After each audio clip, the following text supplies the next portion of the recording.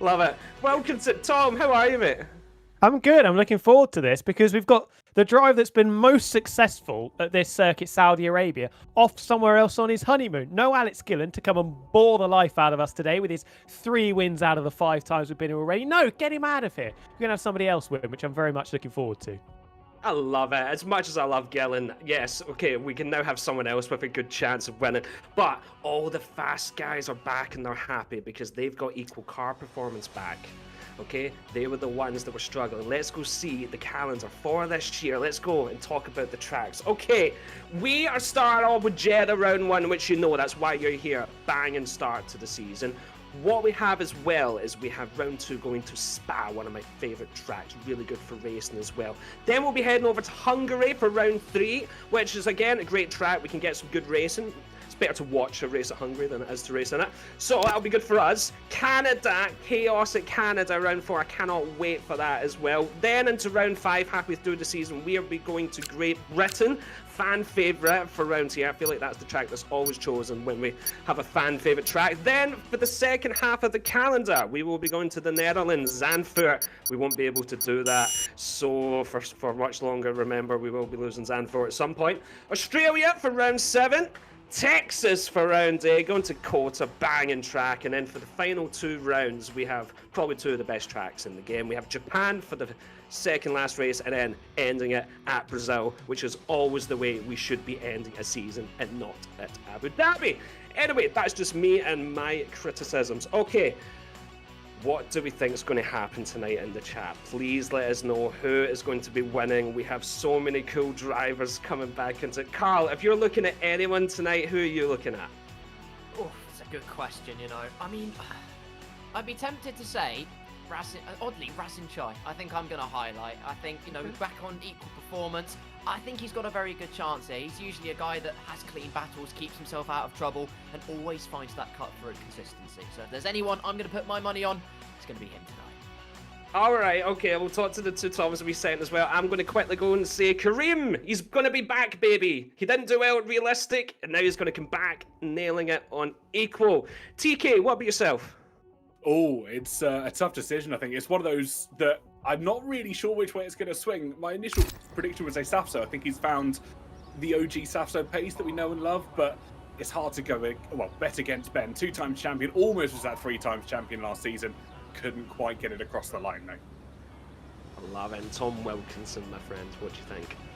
I hate to echo similar things, but I think Ben's a very strong shout. Kareem, over the course of the season, I think will be strong. This isn't necessarily one of his strongest circuits. I think we could be in for a repeat from a few seasons ago when it was that epic battle between Kareem and Ben. Okay, and we all agree that Sanderson's going to be in the bin, yes? Yes. If I speak up in trouble, I will be in big trouble. Sandy fans, let's do it. I'm rooting for him as well. We'll see what we can be doing. We're getting into the lobby soon, guys. We will be going to, as far as I'm aware, it'll be the short qualifying 100% race. So that is the way we're going for it tonight. I'm looking to see who has been practicing. So for this year, everyone knows the tracks, all right? And we're like, okay, you know what it is. So who was doing the secret practice sessions last night, staying up to 3 in the morning? I don't know. It could be anyone. Definitely not Sandy. But yes, we could be seeing... Oh, nice one. We're going to go over to qualifying now. So I am going to leave you in the wonderful hands. 2 Toms, TK and Tom Wilkinson. Take it away, guys, and have a great time. Well, hello everybody. Also, firstly, fantastic to see Scott back in the podcast as well as Carl, and we will be hearing a little bit more from them later. But for the time being, we are under the lights here in Saudi Arabia, here at the Jeddah Corniche circuit for our old standard 18 minutes worth of qualifying before our 100% race. There's a few new names on the grid as well, Tom. Yes, we've got a lovely little mix. You can see the top 2 there, Islam using reserving this week, along with Fantasy F1, both of them jumping in Fantasy, of course, for the very first time. We've got Super Noodle Bagel back in, Grid Jokes as well, somebody we definitely need to keep a very watchful eye on. Absolutely rapid on this game. Took a pole position at Suzuka, I believe, last season, so we need to keep a very close eye on him. We absolutely do. For the first time in 12 seasons, I must admit, we've got a full-size Saxo in our picture-in-picture, which is fantastic to see. Our PS1 hand grid in all the hope and glory that is displayed on your screens at home as we go for what will be the opening Inter's pole run. Now, if you're brand new to Create Series, firstly, where have you been all this time? But secondly, if our drivers are able to set the fastest lap time within the first 6 minutes of qualifying, so just before that timer hits 12 minutes, they will get an additional bonus point for claiming that intermediate pole positions. We've had already Chappers lead the session. We've seen championships where it comes down to maybe 1 or 2 points in someone's favour. These are absolutely crucial points for our drivers to get, especially early in the season, to give them some confidence. 100%. Always nice to get a bit of a leg up early on your rivals. Put the marker down before we've even got into the race. Safsa, by the way, 100% DNF record for drivers he has engineered. So 1 star there on the yappage meter for Safsa, our Season 1 champion, of course. But tracking very nicely, a little bit wide there through 22 and 23. Eyes amusing, having some technical difficulties along, like you said, with Chappers, who has already disconnected. So not the ideal start for 2 drivers there already. Certainly not. I mean, has anyone spoken to Eyes Amusing? Maybe try whisper it to seductively? That might help it. Who knows? We'll see as he does dive into pit road. But let's keep an eye, though, on Safsa as he runs out of turn 27 up towards the line. Here comes the banker lap then, everybody. It's a 1:32.895 for Team VCarb with just over 2 and a bit minutes left on our Inter's pole laps. Next across the line, almost certainly, will be this car right here, Ryan L83 on the intermediates. First time in a full time seat, comes across the line at 30.27. Not quite good enough to beat out Safsa this time around. Joran van Heffen, again, another relatively new face to the F1 Creative Series, albeit returning this time full time, has come across the line, 1:33.3 for the Haas. Safsa looking good, but I get the impression that he is going to get eclipsed fairly shortly, if not by Adam Sanson, then maybe Lolanoba, who's charging behind the Red Bull to the top, 32 flat, wow. 0.8 per second taken out of the Season 1 champ. Lolly lowers the benchmark even further in the 1:31s on the green stripe intermediate tyres. Our Italian stallion flying out of the blocks already. Keep an eye on Tim Marduk and Karim 70 as well. Both of those drivers still on intermediate tyres. I think it will be Ben who is following Karim in terms of order as they come across the line. We've still got 1 minute and 20 seconds left on our clock to get those final runs in, and Karim drifting and flowing essentially through that complex of 22, 23 and 24 as they run up towards the final corner. He's a runner, he's a trap star. If you know, you know. And let's keep an eye on Karim. First of all, I have to say, Matt 212's first attempt was Riccio 3 fastest, 27.3 on the soft tyres, albeit Matt 212, 32.3 on the soft tyres. I'd describe that as unideal. But here comes Karim over the line, misses out by just under 0.2 of a second. Lolanoba looking strong here early on, isn't he, the Italian stallion?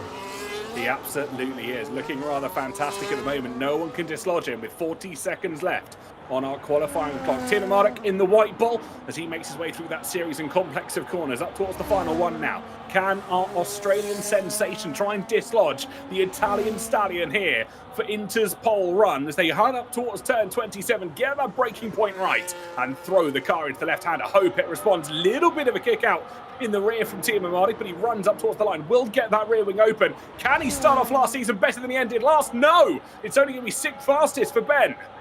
You feel that kick out of the tail coming through the final corner. May have just put paid to those chances, getting a bit lively with the loud pedal.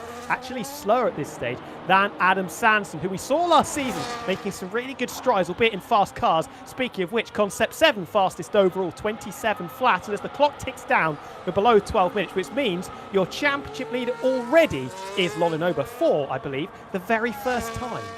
Absolutely right. 1 point to his name, 0 points to absolutely everybody else's name at the time of recording. Tuki missing out on that mark as they come around turn 27 now. They will not be eligible to lay down a lap time, nor will they have been quick enough if my mental maths tells me there as he falls into the pits at 1:36. So no, into the pits for Team Papaya and will bolt on a fresh set of soft tyres. So now our focus changes, everybody. Let's keep an eye on the overall fastest time. And as it stands, Concept 7, who has that brand new sim rig in him, has the fastest time overall. Quite a decent chunk as well, nearly 0.4 of a second ahead of Riccio 3, who we know is a very strong qualifier, a bit not necessarily around this circuit. He's been to Abu Dhabi twice, qualified 15th twice, so needs to try and get a shift on, you would say. Tim Marduk Team Radio. Adam, the #1 driver, we mentioned it, a couple of hundredths quicker than Ben on the first runs, albeit on the intermediates. Grid Joke starting his first flying lap of the session, elected not to head out on the intermediate tyres that would have matched, of course, the lime green paint of the XII car. We've mentioned it a couple of times. Grid Jokes is going to be very, very strong.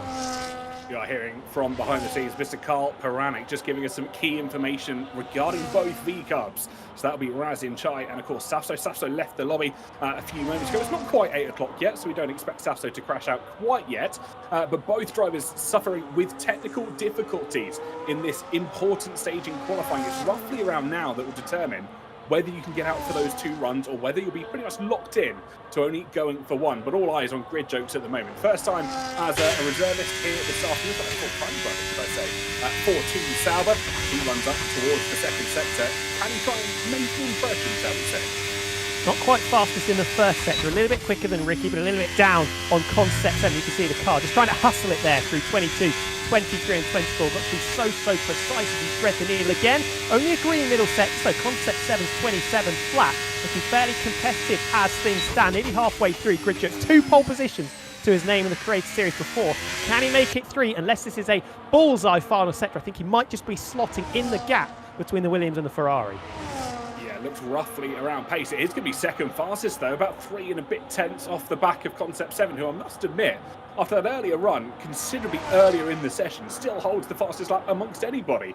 I wonder if anyone needs to maybe just check the Duracell bunny. I think they might be giving them a little bit too extra performance in that Williams car. Strong pace, get the VTEC out, doing very nicely. Here is Jorik van Heffen in the first sector. Very dicey if you haven't got the car set up nicely. You've got to try and balance the high downforce. You need to carry so much speed through the high-speed section of the circuit with the low wings. You can't be in a boat anchor on a straight because you're going to get gobbled up very quickly. And that's where we're going to see that delicate balancing act, the fine line, the knife edge between going for straight line performance and just trying to keep your car pointing on the straight and narrow. Drivability or straight line speed. Absolutely right. Fantastic to see Jorik back as a full-time driver here in the F1 Creator Series, powered by EA Sports, of course. Driving in Team Haas alongside Super Noodle Bagel, who we have seen a lot of in recent years. He was one of the attendants alongside our Williams Winter Cup or Creator Series Winter Cup, whichever one you wish to call it. Last time, actually, we had an F1 race on this channel. Was indeed, all the way back. Feels like it was yesterday, but it was a month ago that we all ventured down to the Williams headquarters to have a lovely little time out, didn't we, to that event. You're around the final corner, pulling gears up to line. Maybe just tap the barrier with the front right tyre, coming all the way over to the left-hand side. Ryan L83 up to 4.28 flat. Now displaced by 13 milliseconds. Unlucky for Ryan there as he's bumped down into 5th. Jorik van Heffen into P4. Not able to get underneath the 28 mark, though. No, not at all at the moment. Let's keep an eye on Adam Sanderson running in towards turn 13 at the moment. Just the start of the second sector for Sanderson, as described by Team Murdoch to be the lead Red Bull this season. At least here in Jeddah at the moment they run down. Keep an eye on Lolly Nova as well, with the fastest of the intermediate runners. What can he do when he bolts on the set of soft? And it will be the fastest lap by a 10th and a half or so. The Italian stallion once again retaking top spot. Should say, though, that Concept 7 very much is still in this fight. That 27 flat by the second, looking better and better. Fabio leaving Ferrari, although he claims he's still a Ferrari fan. It seems weird, isn't it, to see him in the colours of McLaren, the chrome and papaya this season. First time he's piloted the McLaren car. We're hoping that it'll be performing like it was in 2025 for him to try and get that elusive first Creator Series win. May have left Ferrari, but still in a Ferrari shirt is good old Fabio. As we watch the other McLaren now, Tuki, of course, teammating up with Fabio in towards turn 27. He goes, looking to put his first official lap time on the board. It was a 32.1 in the first sector, about 2/10 off the fastest first, already held by Ricky 03. He goes 4th fastest at the moment. Team Papaya looking to try and climb the timings. It is a strong pairing. We know that Fabio on his day can be absolutely rapid, right up there with the very best. And Tuki, his peaks are also extremely high. Just needs to try and move the floor upwards a little bit. Ferrari first and 6th at the moment. Ricky 03 looking to change that first and second now. But it is Ricky that displaces his teammate by nearly 2/10 per second. Time starting to tumble here. Ferrari 1 and 2. Fabio won't be liking that after leaving the skid area. But just laying a scarlet, scary marker down, these two red cars. Do not worry though, if we know anything about a Ferrari strategy, they'll end up probably on the wet tyres to start this race if it does remain dry here in Saudi Arabia. Karim 7T though, well, here we go. Competition starting to cook up as he comes across the line. A 1:26.676. That was a mouthful of numbers to try and put out there as Ricky 03 comes across team radio. Happy Italian words. I think there's going to be less happy Italian words after that run from the Aston Martin. Well, you would say that, but still, second, going into the back end of this session, there's not quite as much pressure on him to try and perform because he's got that really solid banker lap in and only, what, a 1/4 of a tenth down on Cream 17's benchmark. Cream has said all of the time this week, since we've known it's Saudi Arabia, this is not one of my strongest circuits. Well, he's going pretty nicely at the moment as Isaac Musing up into P12 on a 27.9. Does manage to dip his toes into the 27s, getting ahead of now Super Noodle Bagel, who displaces his teammate, and Rhino 83. Keep an eye on Razin Chai though. Purple in Sector 1, purple in Sector 2 for the pink V car as they come flying through turn 26 here in towards the final corner. It's make or break on a lap here in Jeddah. Can he try and get this to perfection? Hugs the apex like it's his favourite granny. And now a run down towards the line. What can Razin Chai do? He's had pace all of last season and now the Williams Winter Cup as well. Crosses the line, goes fastest by 0.2 of a second after the technical difficulties earlier. Chai back on top. Purple all round, purple set to times, purple livery on his car as well, and that is a statement down. We continue to lower that benchmark, now in the mid-26s. Can we get towards the low 26s come the end of our qualifying session? Still some big names yet to get representative times on the board. Sasso, you imagine, will find a decent chunk here. But Mark as well, still in the pit, just going for that one and done lap time on the softs right at the deck. Yeah, Scotty Stein driving aboard with the other Aston Martin full-timer alongside Karim 17 this season. He recently won an award for the most laps completed in the Indy 500 in the Creator Series in a Renault Clio. But that doesn't stop him getting the award though. I believe he did stack it at some point as well in that Renault Clio, and he's done some good games of battleships throughout the iRacing scene when he's been launching his car over barriers and landing on innocent passers-by under the safety car, the unsafety car periods. Rising to the top, sounding a little bit surprised by that. Nearly 0.2 of a second in his back pocket over Kareem 17. He's leaving himself with a very lovely cushion going into the final runs. He absolutely is. Scotty Designs running through turn 25, 26 and 27 up towards the line for the Aston Martin. He's got a slow-moving Alpine just in front of him. That will be Fantasy F1, who could become Final Fantasy F1. If he decides to release 14 more games in his lifespan. But Scotty Designs for the timing, running down towards the line. DRS open for the Aston Martin. 17th at the moment, improves by just over a 10.5, but not improving in terms of position on the leaderboard then. Into the wall, apparently. I was going to say a little bit out of sync maybe for Scotty to try and get back round and do another flying lap. Well, he's pitched it into the barriers. I think he was trying to rip one of the tyres off, but clearly Adrian Newey doing a good job of making that Aston Martin almost indestructible. Unfortunately so, although it has added a little bit of weight as a punishment to make sure that it is battle ready for Lance Stroll in the 2025 season. And there we go, disqualification for driving the wrong way. I think we did see that one coming at the moment, but keep an eye on Fantasy F1. I do wonder how he did do in his F1 Fantasy last year. I'm sure we could probably ask him if he manages to get on a podium. Let's keep an eye though on what will be their first proper representative lap time. You've got Scotty Designs across the team radio. Brake failure, probably. Yeah, we'll go with that. Brake failure. Fantasy was a little bit wide, did you see, coming through turn 10. The car just not reacting over the curbs particularly nicely, and again, a little bit cautious through 14 and 15. So there is a little bit of time left on the table, but it's asking to try and overhaul his team. It needs to find a 2.5 seconds to get ahead of Rhino 83. It's definitely finding time you'd expect, but just under 0.2 of a second. Absolutely. Let's see where he puts some yellow flags flying in the first sector. I think it's just a car going slowly, nothing to write home about at the moment, but we have got just over 2 minutes left in our qualifying pocket. Now is the time, everybody. Whether you're watching on any one of our 5 platforms, feel free to drop us a message in the live chat who you think is going to take pole position here this afternoon. It currently stands atop as Razin Chai, but anybody could try and take that crown away. Let us know in the live chat down below, and we will keep an eye on where your predictions are going. Benny Blue's time, by the way, in Australia came to an unfortunate end as he was deported for his recent performances in the Creator Series. Missed out on the championship last season, of course, and now for the first time driving the Red Bull or the White Bull car for this season. Previously McLaren, Ferrari and Mercedes, so he's doing the jumping around all the big teams, the top 4 teams in F1, isn't he? It's the Fernando Alonso strap from what I heard. Obviously McLaren, Ferrari, he's been to Renault, he's been to Aston Martin. Now he just can't settle at one home base by the look of it.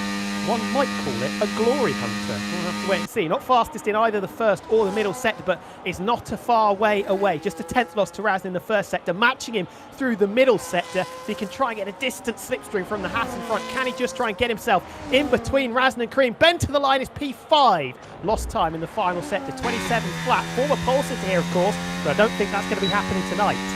Can we see a V-Carb 1-2 though? That's going to be the question here for Safso and Razin Chai. Safso, I think, is just backed out of that lap. Wasn't necessarily looking the fastest from him. We now ride on board with Jorrit van Heffen through the second sector. He flies through 22, 23 and 24 in the next few moments. The focus on that man's face, but he's not sat there playing the recorder, is one to be challenged with. He is locked in, if ever I've seen a driver locked in before. He's got one more corner, essentially, to try and navigate. One more braking zone, should I say, turn 27 for Jorrit van Heffen, and a run up towards the line to try and improve on what is 16th place at the moment.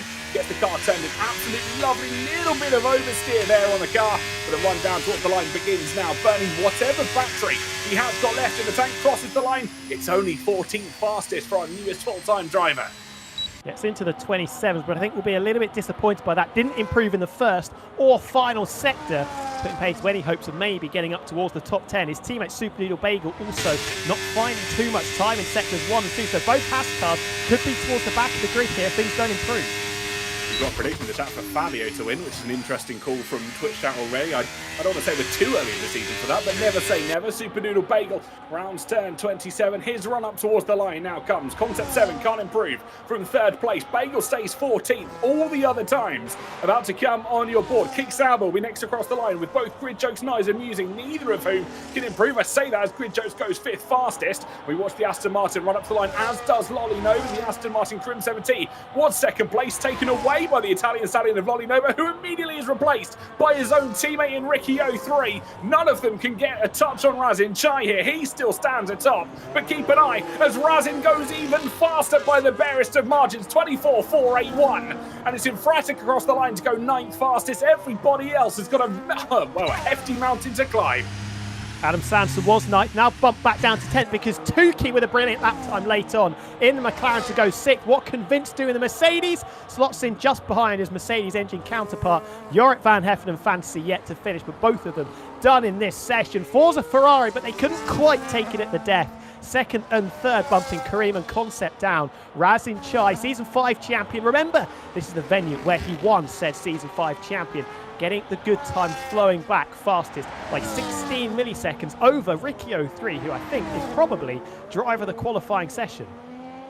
Yeah, Razin Chai, Rainbow Snake Merchant taking pole position here in Jeddah. Obviously, that racing line helping him over each and every one of the 27 corners that we have here at the Jeddah Corniche circuit. Just to read out some predictions from the live chat as well. We've got Fabio for the win that we mentioned earlier. We've got Ben for the championship, says Block Z Racing. Knowable Grub says we all know Safso's winning. And one from Jack who says Meraki for the win. And I've got some bad news for you. Well, lovely day, isn't it, in Saudi Arabia? It is. Really nice weather, isn't it? Lovely picturesque sky as well. But Razin Chai, very, very good job. I think you have to shout out a lot of drivers. Ricky 03 being one of them. Concept 7 was always in around the top 5. Same with Tukey as well, with that late lap to go 6th in the end. The two Red Bull drivers maybe a little bit disappointed, although qualifying not necessarily either of their strong suits. 9th and 10th for Ben and Adam Sanson, side by side with Infratic and Safso just behind them. Oh, we got Mr. DNF in the chat. Everybody's come to say hello in the chat now, and this is fantastic. See everybody coming in to say hello as Fantasy F1. Unfortunately, just meeting with his good old friend Barry R. But this is the car, number 91, Razin Chai, that will start from pole position here this afternoon of what is the start of season number 12 as we run through your complete grid order then for the Saudi Arabia Grand Prix. Razin Chai starts on pole alongside Ricky 03, who is next door to his teammate Lolly Nova, with Karim 7T starting from 4th place. Concept 7, who starts 5th, being the best concept to start above 8th place with brown hair in January. Tukey then starts 6th with that guy Vince in 7th. Grid Joke starts 8th with Timo Marduk starting in 9th. Adam Sanderson rounds out the top 10 with Fabio, Safso, Matt 212, who's done this race and the Daytona 24 this weekend, with Chappers, Super Noodle Bagel, Jorrit van Heffen, Eyes Amusing, Ryan L83, Fantasy F1, and Scotty Designs, by the way, as your top 20. It's time to throw it back to our wonderful production team. Hello, okay, we're back. Qualified. That was good, right? Okay, Razin up on top. I was saying Kareem, but Razin took it. Carl, what were your thoughts? You were a lot more intense looking at everyone's POVs. What's your thoughts to take away? Well, new year, fresh faces at the front. Obviously, Razin takes pole position, but Ricky 03, credit where credit is due, P2. That is fantastic from him. But my personal highlight of the session, Concept 7. I don't know where that's come from. I don't know what kind of... well, there's a metaphor I could use, but I'm not going to. But the point is, I don't know what on earth he's done over this winter break, but he is immensely quick. P5, I think it was in the end, for the Williams driver. Absolutely brilliant. What a highlight. You're right, but I think what's even more impressive is how early into the session he hit that time as well. We know track evolution happens in this game, and he got in there quite early, and I saw the time and thought that's probably going to go all the way down to 14th. That happens a lot of the time, but it stayed there consistently. So yeah, he's one to watch out from. Now, I heard you might have some clips that you want to show us. I do indeed. I do indeed. Here at my control centre of Clipbook Corner. First of all, we head over to Eyes Amusing. One of our heroes in commentary corner. Unfortunately, though, his wheel became a villain very quickly. Because, as you can see, well, he unpauses, his wheel's still not working, and it is a brief smooch with Barry R, who does not play kindly to people whose wheels don't quite work properly.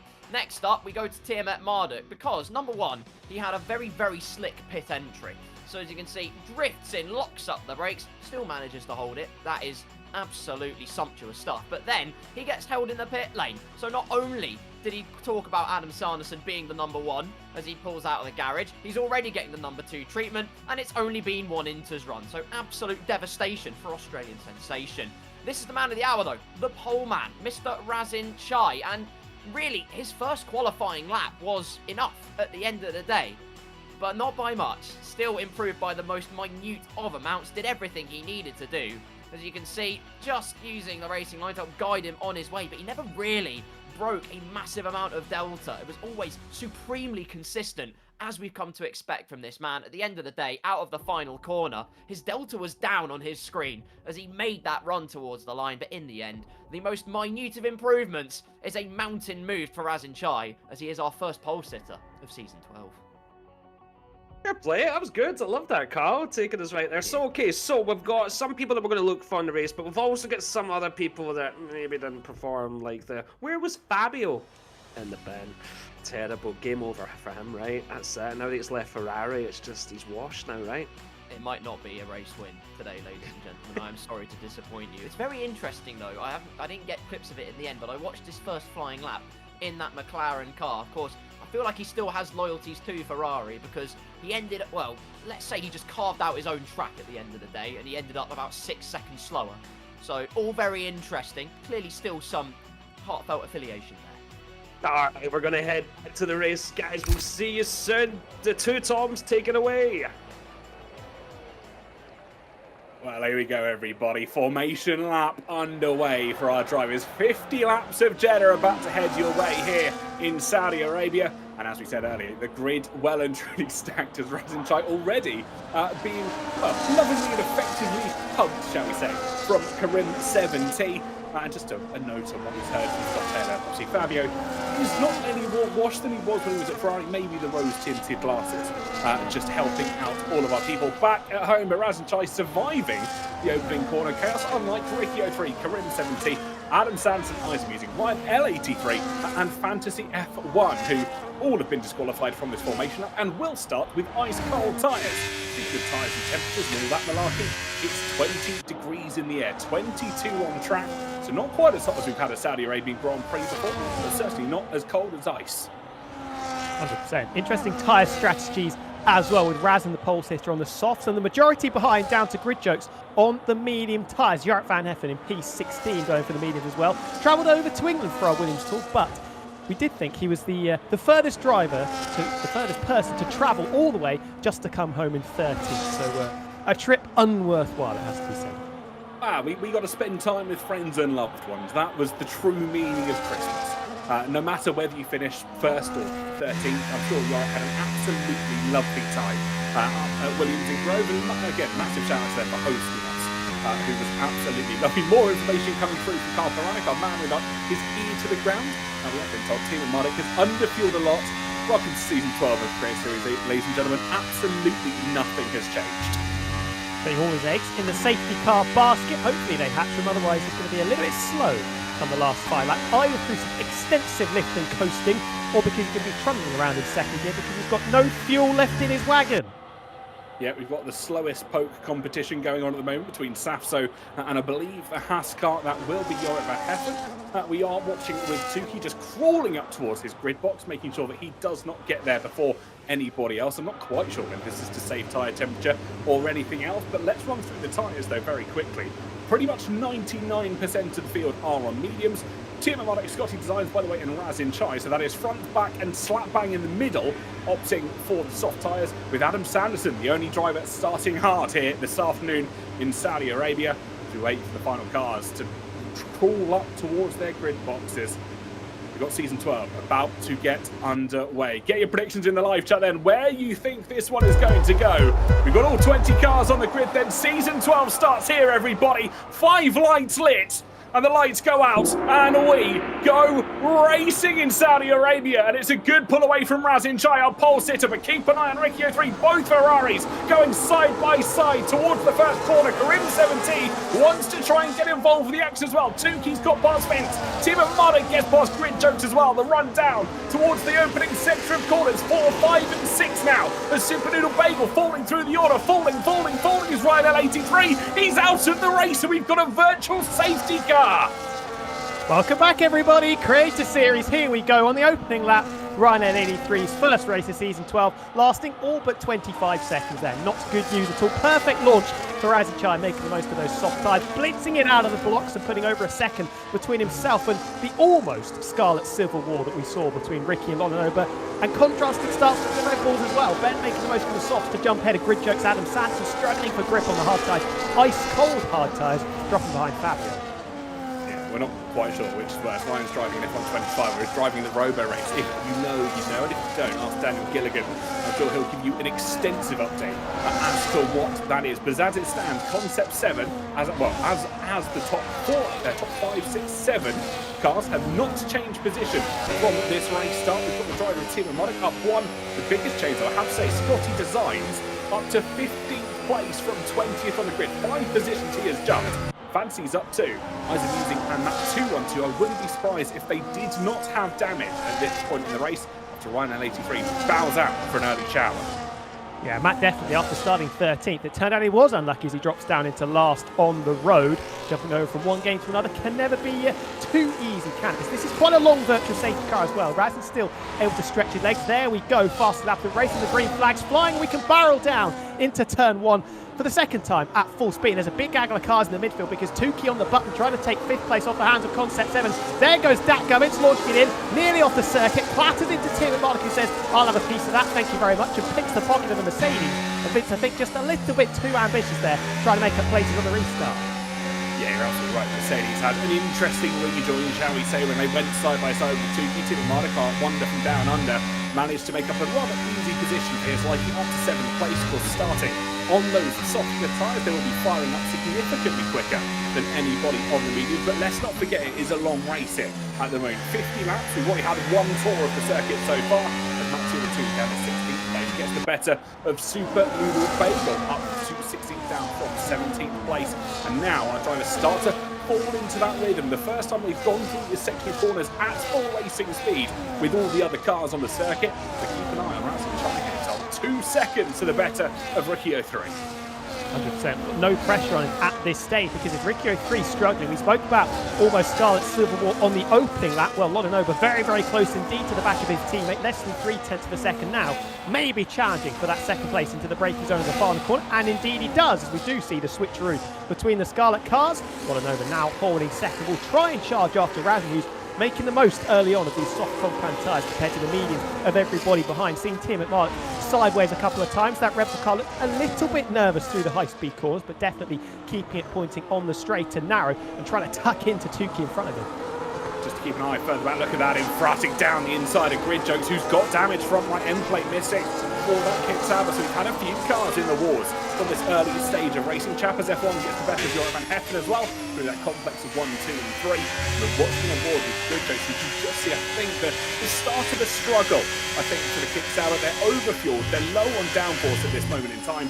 There are going to be those micro adjustments they're going to have to make to try and remain competitive with the cars that are continuing to plough through with all of the downforce on their cars.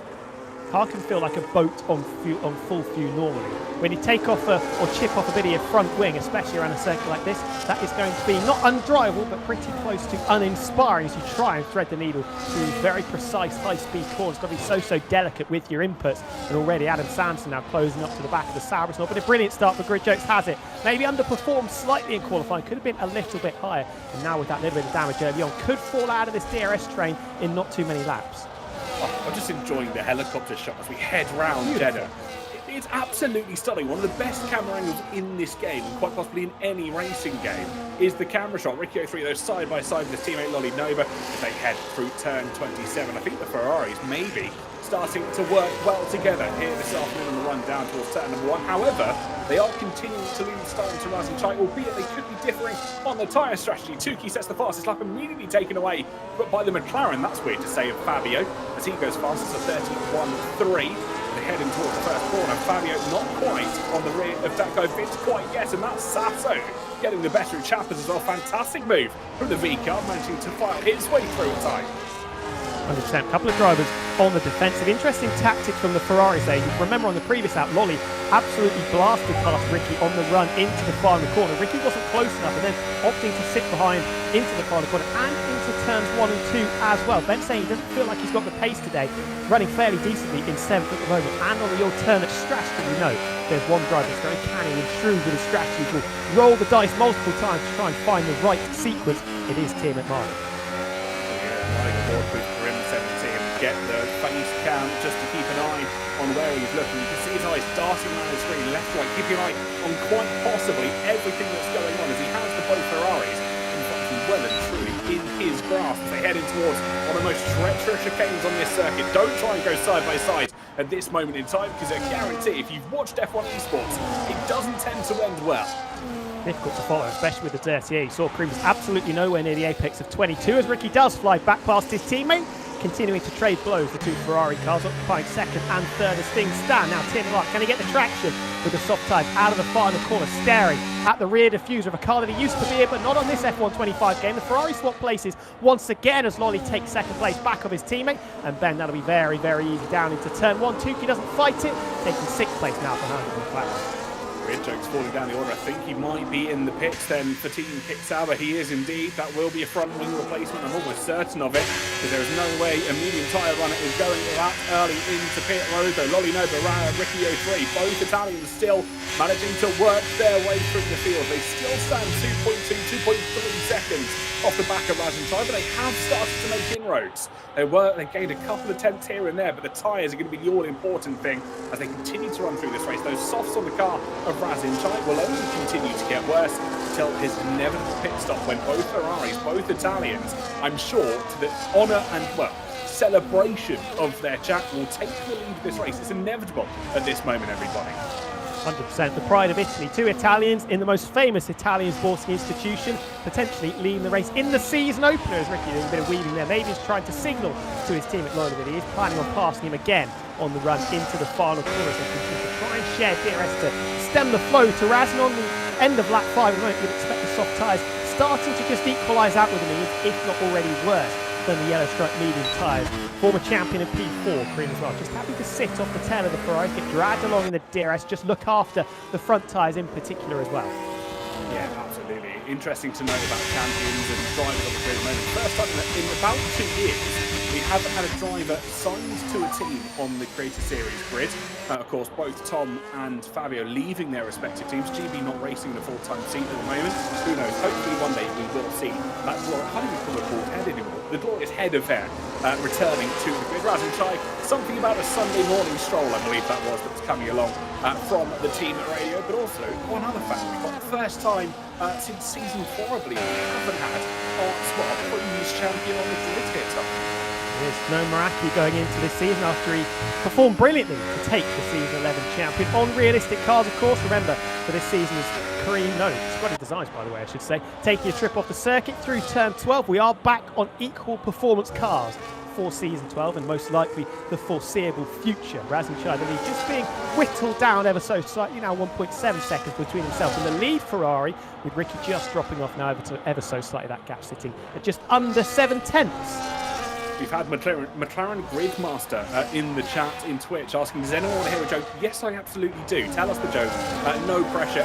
Quite literally everybody will hear this joke. If it's bad, unfortunately, there's nothing we can do about it. Watch our ball go with Tuki as he runs towards the back of our 2 times Creator City champion Tim Marek as they run up towards turn 27. Can Tuki maybe think about a dive down the inside? Not this time around.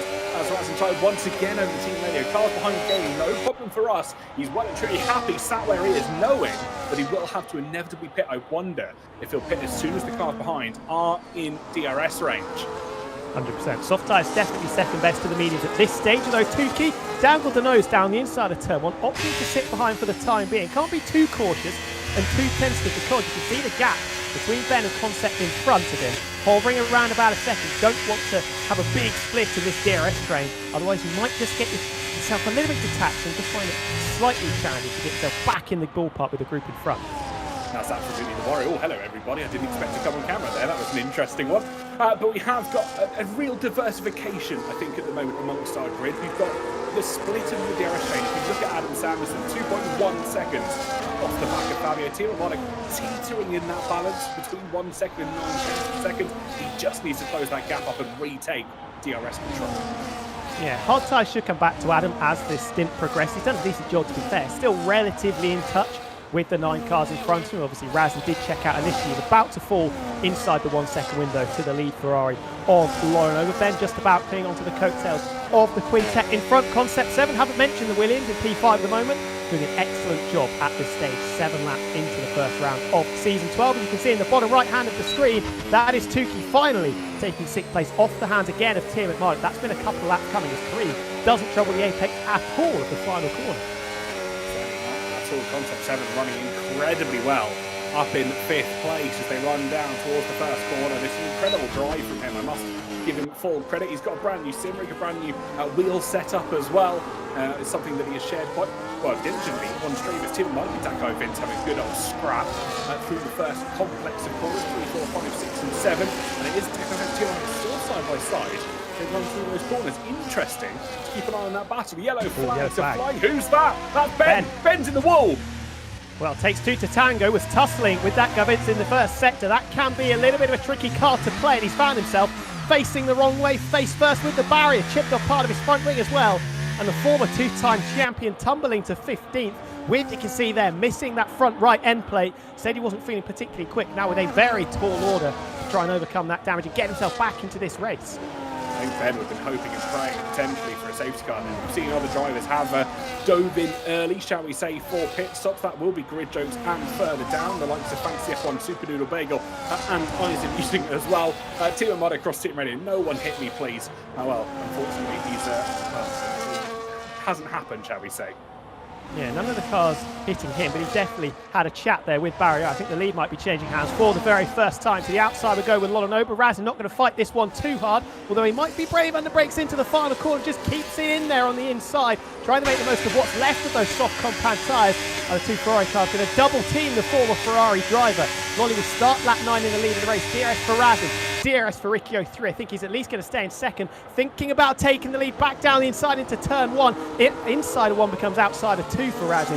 Lolly's slightly wide, but I think he's just about got the high road. He does hold on to second place. Razin not giving this one up though, darting all over the place. He'd be a brave man to send it down the inside of 4, and he does opt to just sit behind. Yeah, he's giving the good, well, both Italians a run for their money at the moment. Razin Chai still sat in second place, aging soft tyres. Let's not beat around that bush at the moment. The only other 2 drivers, Timo Marduk, who is becoming the opposite of Britney Spears, does not want Baby to hit him one more time as he stands down in 15th place and Scotty Designs in 13th. Also on those soft tyres and no safety car to save Ben's bacon here. And Scotty Design does get the better. Well, I was going to say if Joran van Heffen, but I think he might have found the wall. We've got a full safety car this time around, and Joran van Heffen, known for his recorder play, could have just saved Ben's race. Safety car, safety life. safety line for Tia McMahon there and get himself back into the train. No front wing on the Haas car, so clearly had a tete-a-tete either with somebody or just a chat with the barriers going through turns 9 and 10 there. We'll bring Ben back into play. Good timing for Razin as well, as those soft tyres were just starting to degrade and the mediums were in the ascendancy. Be interesting to see what strategy cars everybody wants to play. Adam Sanderson, you would imagine, will definitely stay out on those 8-lap-old hard compound tyres unless he wants to try and throw the dice to get himself maybe on a different playing field compared to his rivals.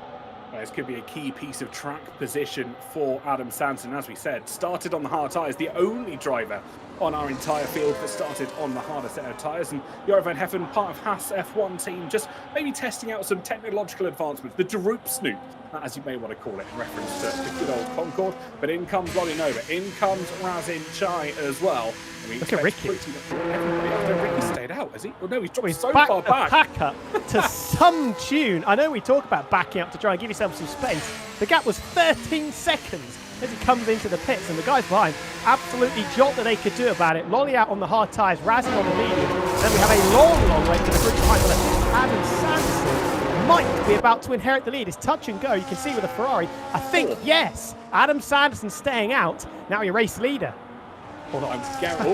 Maybe not. Didn't quite make it to the safety car line in time. So Lolly Nova, by all good graces from his teammate Ricky 03, manages to hold on to the race leads there. And I think Karim 17 probably shares the same sentiment, as does a lot of our drivers. That was an incredible distance for Ricky 03 to pull there, holding 13 or 17 seconds, as Karim says, backing up the pack in what was a great degree of latitude, which allowed Lolly Nova not only to hold on to P1, but Ricky to come out in P4 as well. Fantastic stuff. Probably the first time we haven't seen Ferrari bottle a strategy in a very, very long time. But all the pit stops have just been completed.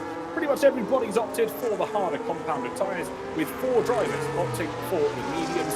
They will be Razin Chai, that guy Vince, we've got Tia McMahon, and we've also got Chathams F1. But we've done a little bit too much here. Let's throw it over to Carl, who's got his ear to the ground on what has gone on there. Well, here I am. That was also quite unexpected, but here I am. So, first of all, lap number 1, Ryan L83. Let's put it this way, there have been slightly better first races to a season for some people, but how did it all happen? The answer is you're about to find out. So, side by side, with Eyes and Music gets to the place, well done. He also goes for the move on Super Noodle Bagel. However, he raced quite late into this tour, and by quite late, I mean very late. So, as you can see, goes down the inside of not 1, not 2, but tries to make it so nice he'd do it thrice. That's a bit too optimistic. Somehow doesn't DNF on the inside wall. Massive clobber, but it was just one too many as Eyes and Music, seals the fate of Ryan L83. And that is rather unfortunate. In contrast, though, Tia McMahon on the soft tyres used them to great effect. Immediately got the traction down the inside of Grid Jokes, and while the safety car came out pretty quickly, again, just showing how those softer compounds, when they're in that early phase, when they're in that early operating window, they hold that advantage, and they work very well. 1 place gain, slingshot start for Tia McMahon. How did Grid Jokes get damaged? Well, you're about to find out. After the virtual safety car restart, got slightly caught napping, to be honest with you, but it was okay. Plenty of space ahead. Nothing should happen. I said nothing should happen, in theory. Theory is one thing. Tarmac is another, though. He just misjudges the closing speed between Tia McMahon and that guy Vince, who actually went wide in the Mercedes. Narrows the angle for the second corner, and it's going to be front wing damage every day of the week. The lean green machine with a bit of a sore nose after that particular exchange. But this is the big one. Ben versus Vince. We'll head to Vince first, actually, because credit where credit is due, brave and bold on the brakes. That guy Vince slingshots down the inside, knows he has the superior tyres. It's side by side through turn number 1, in turn number 2, just a slight bit of contact, but just about gets the power down. And now we move over to Ben, because while his face cam was permanently super glued to this position, so he's looking down into stain, but it's okay. So, side by side, was 3 wide for a brief period, but this corner just about survived. It's this curb here, though. You always bottom out over it. It always spits you out. Whether it's a case of Vince leaving more space, whether it's a case of Ben just living to fight another day on that occasion, is a conversation for another day. The point is, bottoms out over the curb, contact with the right rear tyre, sends him phenomenally pirouetting and somehow not out of the race despite all that attack. But now, ladies and gentlemen, of course, his bacon has been saved. Safety car is out. It's neutralised. It's game on once again. Well, safety car out, safety car in this lap is the latest news we've received from Race Control Car. Many thanks for giving us all the information from behind the scenes. You can see the tyre choices for all of our drivers there on the left-hand side. Who's going to have the pick as they head in towards lap 12 of 50, in towards the first corner, and it's all eyes under the lights here in Saudi Arabia. Lottie Nola crawling around turn 27. He knows he's got Adam Sanson with used tyres and uses them to his advantage. We go green flag racing for lap 12 of 50, and it's the Italian stallion Lolly Nova that launches towards the first corner. Razin Chai eyeing up his suspects of Adam Sanderson, Team Red Bull Racing. The Sanders was the first corner, little lock up from Tukey. Keep an eye here though, Dad Guy Vince outside towards the inside for the second corner. Vince goes through, as does Sasso, who's now alongside Grid Jones. Perfect restart from both of them. Buffet Racing, help yourself as Grid Jones was a little bit slow there through turns 1 and turns 2. Going to be interesting to see as well how Adam Sanderson performs on this restart. Will he tumble like a stone through the field already? Nearly outside of 1 second of the Ferrari in front of him. Razin Chai got to get his skates on to try and keep that Scarlet Ferrari very much within arm's length. Riccios 3 still in 4th, head of Cream 70. Is that the chance for Razin? Try to just get a foothold in that battle to try and run around the outside, maybe to 14 and 15 and put one over on Adam Sanderson. Just having to sit behind once again through these twists of the middle sector. Razin will be itching and scratching to try and get past Adam Sanderson as they run down through the second sector. A series of tight and technical corners to try and navigate through, especially when you've got a car, used hard tyres at the front. Matt 2 and 2 are cold tyres. I have no confidence. Interestingly, he's come off the back of doing Daytona. It is the true Sonny Hayes story for Matt 2 and 2 here this afternoon, as it is for Scotty Designs, by the way. Both of them running the Daytona 24 hours. Whereas in Chai later on the brakes, though, in towards the final corner on this circuit, turn 27. Couldn't quite get the traction out of the corner, but he will run down towards the first corner now, side by side. They go. No DRS until next lap. But Razin Chai retakes the position. Look at this, though. Riccio 3 late to the inside. Sanderson tries to squeeze him. They're 2 abreast as they go through the first corner contact. And Adam Sanderson goes spinning around. There's damage further back. I'm almost certain that Concept 7's got caught up in that. And that is drama for Sanderson. The McLaren's nearly tripping over themselves as well. Cream definitely with damage. Also, feel like Adam Sanderson, that was a battle he really didn't need to fight. Riccio 3 made his aspirations so clear that he was plunging it down inside of 1. Adam Sanderson tried to apply the squeeze. Tukey with a 3-second penalty off the road. Look at this, it's like NASCAR race because the McLarens do battle again. Vince Sasso as Adam Sanderson tumbling through the field. Tim Monica is going to be hoping that he can make up for lost time. This little skirmish is going on, but still down in P15 as Vince now getting stuck in with Tukey on the exit of 13. Sanderson continuing to fall down the order. The front wing damage on that car really not helping you. We've been told Karim 70 also has wing damage. The car up in 4th place, somehow surviving for the majority so far. Chapper's trying to bastard it out with Adam Sanderson as well for P11, which would still be points at the end of this race. Don't forget, top 15 scoring here in the F1 Create Series. Side by side they go, but look, Sanderson being somewhat of a moving roadblock as Concept 7 up to 4th place now. He's found 7th gear, I'm almost certain of it. Yeah, Kareem with that big damage. Will he try and stick it out? Will he dive into the pits and try and get the damage source? But he's got back past Concept 7, still dueling it out as around the outside of the final corner goes Tim Amada, putting one over on his now wounded teammate. Both Red Bull drivers picking up front wing damage so far. Still a big cascade of cars running down to turn 1. Infratic coming out of nowhere. Now finds his McLaren placed very nicely in P5. Tukey trying to follow through first at the expense of the Mercedes of that guy Vince. There's still Vince just about holding on, still side by side, as we've seen a number of times. To be a brave man to chuck it down the inside of 4. Tukey perhaps wisely never creamed in the wall, takes off his front left tyre, and the former champion is out of the race on the spot. Had the front wing damage, takes off his front left tyre, and we're down to 18 runners with a virtual safety car as well. Well, Karim's just become a magician there. VSC being deployed. No full safety car yet. Bert Mylander refusing to come out of the pits, but I looked away for half a second. Karim became a magician and said, want to see a magic trick, and just disappeared off the grid. Are you serious? Really? Comes across team radio. I think there may be frustrations in that Aston Martin car, but this leaves it all up to Scotty Designs, by the way. to try and get some, well, points for Team Aston Martin as they continue through this series of races. Of course, this is only one race out of the entire Season 12 calendar. You can find all the rest, I believe, on all of our social media at Creator Series GG. 100%. You can also take a look at the full-time driver list for this season. Just a couple of reserves taking hand of their cars this evening, both of them fighting over the wooden spoon as things stand, Eyes Amusing and Fantasy F1. But it's interesting, isn't it? A lot of the big names have had their trials and tribulations in the early stages. Cream 70 already out of the running. Tim McMulloch has had his scrapes and his skirmishes early on as well. Safso hasn't had a particularly clean run of it either. It's been the top three, really, with the exception of maybe Concept 7 as well, who did well, actually, to keep himself nice and neat and tidy after the calamities that were befalling the drivers in front of him when Riccio 3 and Adam Sanderson did battle. The top four have done a really good job, and Fabio's just been picking up the pieces time after time after time, keeping his nose clean, and now finds himself in the top five as Yorit adds insult to injury for himself, picking up a drive-through penalty. Yep, that's a tough one to try and navigate through. Drops down the order as well. I think he immediately goes into the pits, and oh no, look at that. 10-second penalty for speeding in the pit lane whilst trying to serve his drive-through penalty for speeding on the VSC. Yorit has got a bit of a lead foot here this afternoon in Jeddah as we watch the Chappers, who Ben's just dispatching as they run in towards the first section of corners. Nice and composed from both of our drivers. We can see all the penalties there on the screen. Scotty designed for the 10 seconds, and I didn't quite see that one come through.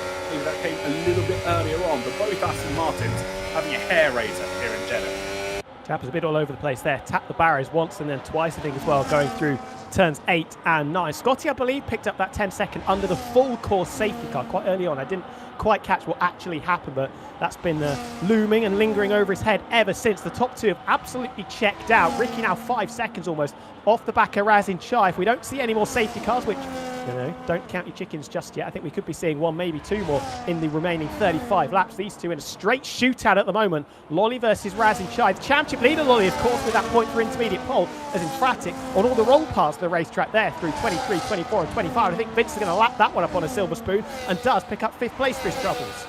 Absolutely. So you can tell it's been Christmas, hasn't it? We've had 15 laps of racing, over half the allotted safety cars, which is a total number of 5. We've had 3 of them ready.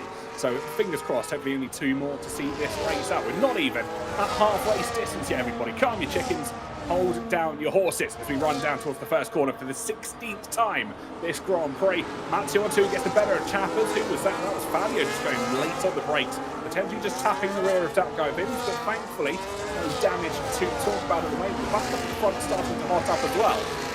Trying to start to close up towards our Italian starting with Lolly Nova, who still stands firm up at the top. 6-lap-old hards versus 6-lap-old mediums. The question now is going to be, where do their tyre strategies go? Are they going to try and extend things as long as they possibly can? Are they already banking on another safety car? It's interesting because it's divergence again. We saw it in the opening stint, Razin on the softs, Lolly on the mediums, and by the time we got to it when the safety car got called out, it was Raz that was struggling on the softs. I can't speak Italian or read Italian, so I'm going to let everybody else to use Google Translate in the chat to work out what's being said there. I'm just going to say, well done, Lolly, for whatever it is that has been written there. More yellow flag, second sector, who's had a bit of an accident there. It looks like the Alpine of Fantasy F1. There we go, you can see him pointing the wrong way. Well, the fortunes weren't favouring the Fantasy here this afternoon at the moment, down in 18th place, but thankfully, no safety car. I do remember writing that fun factoid that we saw up on the screen. It was something about if you're making a ragu sauce, make sure to have red wine on hand. Not to put in the sauce, just to drink as you prepare it. Or to make it taste nicer. I don't know how Lolly's cooking is, but might not be very good, and he wants to just try and drown his sorrows if it is a little bit disgusting. Still, battles going on in the midfield. A Super Noodle Bagel ahead of Adam Sanderson, who I believe is still wounded after that tete-a-tete between himself and Riccio 3. Big armful of opposite lock coming out of the final corner. I think Eyes Amusing going to help himself here. Less downforce for the Red Bull, courtesy of the front wing damage, but the drive and the run and the overspeed that the Sauber's got means that that is not a contest down into turn 1. There's a big lock-up for Super Noodle Bagel as well. Off the circuit we go. 3-second penalty chucked into his face as well, but does hold on to the position for the time being. Interesting that Adams decided that front wing damage is worth trying to bear at the moment instead of taking a pit stop under green flag conditions. Well, speaking of penalties coming people's way, this Fantasy gets a 10-second one for speeding in pit road. I wonder if it's time to throw it over to our resident man with the ear to the ground. Mr. Carl Paranek, what have you got for us? Good question, let me tell you. So, let's firstly highlight, okay, look, let me just preface this by saying I have seen sense in my time in the clipbook corner. and then I've seen what he's committed. So from Adam's perspective, this is what it looks like. On the run to lap number 13, Razin inevitably was always going to get Adam. A bit of a moving chicane given the age of his tyres, but even so, Ricky goes to the outside, then goes to the inside, fakes the dummy, sends it absolutely divinely. Adam does turn a little bit left. You can see the egregious lockup on the front right tyre from Ricky. So not exactly ideal, but it's worse here because Ricky just does not leave any space at all. You could fit basically the width of an A4 piece of paper, and that still wouldn't be enough to describe the space Ricky had left. Adam gets clobbered up in the contact. Kareem, the innocent bystander, who actually had the best seat in the house in terms of all the action. I'm just looking curiously at the bottom left, excuse me, to make sure that it's not happening, because that seems to be the route we're going. But Adam absolutely taken out. I mean, Ricky's almost off the track himself, given how much he locked up his tyres. Kareem goes as far opposite on the lock to the right as he could. Just nothing he could do. Super unfortunate, and if that wasn't bad enough, issue was exacerbated on the next lap. Overtaken by Concept and Fabio. No surprise given the nose damage, but this corner was the one I wanted to highlight. Pre-race, I was watching Lolin Over's point of view, and he had pretty much an identical crash at this corner. He did have a full front wing though, so determine who has the biggest skill issue. But Kareem 17 makes his way over towards the left-hander, and you can see it is just the most gentle of nudges on the inside wall, but even so, that kind of crash always shears off the left front tyre. A desperately unfortunate race for Kareem 17. But as we saw last season, round 1 drops a bit of a howler, but we always know he can come back. Well, Mr. Paranik, thank you as always for the up-to-date information from behind the scenes. And I'll tell you one thing for true. Kareem 17, I think, might be starring in a Lemony Snicket book in the next few weeks. A series of unfortunate events it is going to be called. And that is what has happened to our resident superstar in the Aston Martin team this afternoon. Keep an eye, though, Daco Vince gets the better of Concept 7. Keep an eye on Fabio, who might try and move very similar to what we saw earlier. Oh, my goodness, squeezing one another. But they are too wide through turns 1 and turns 2. Can Concept try and hold on to the man that swapped Scuderia for Papaya? No. Fabio gets his way through, stands in P5 at the moment. I think we are going to start to see a charge from Infratic.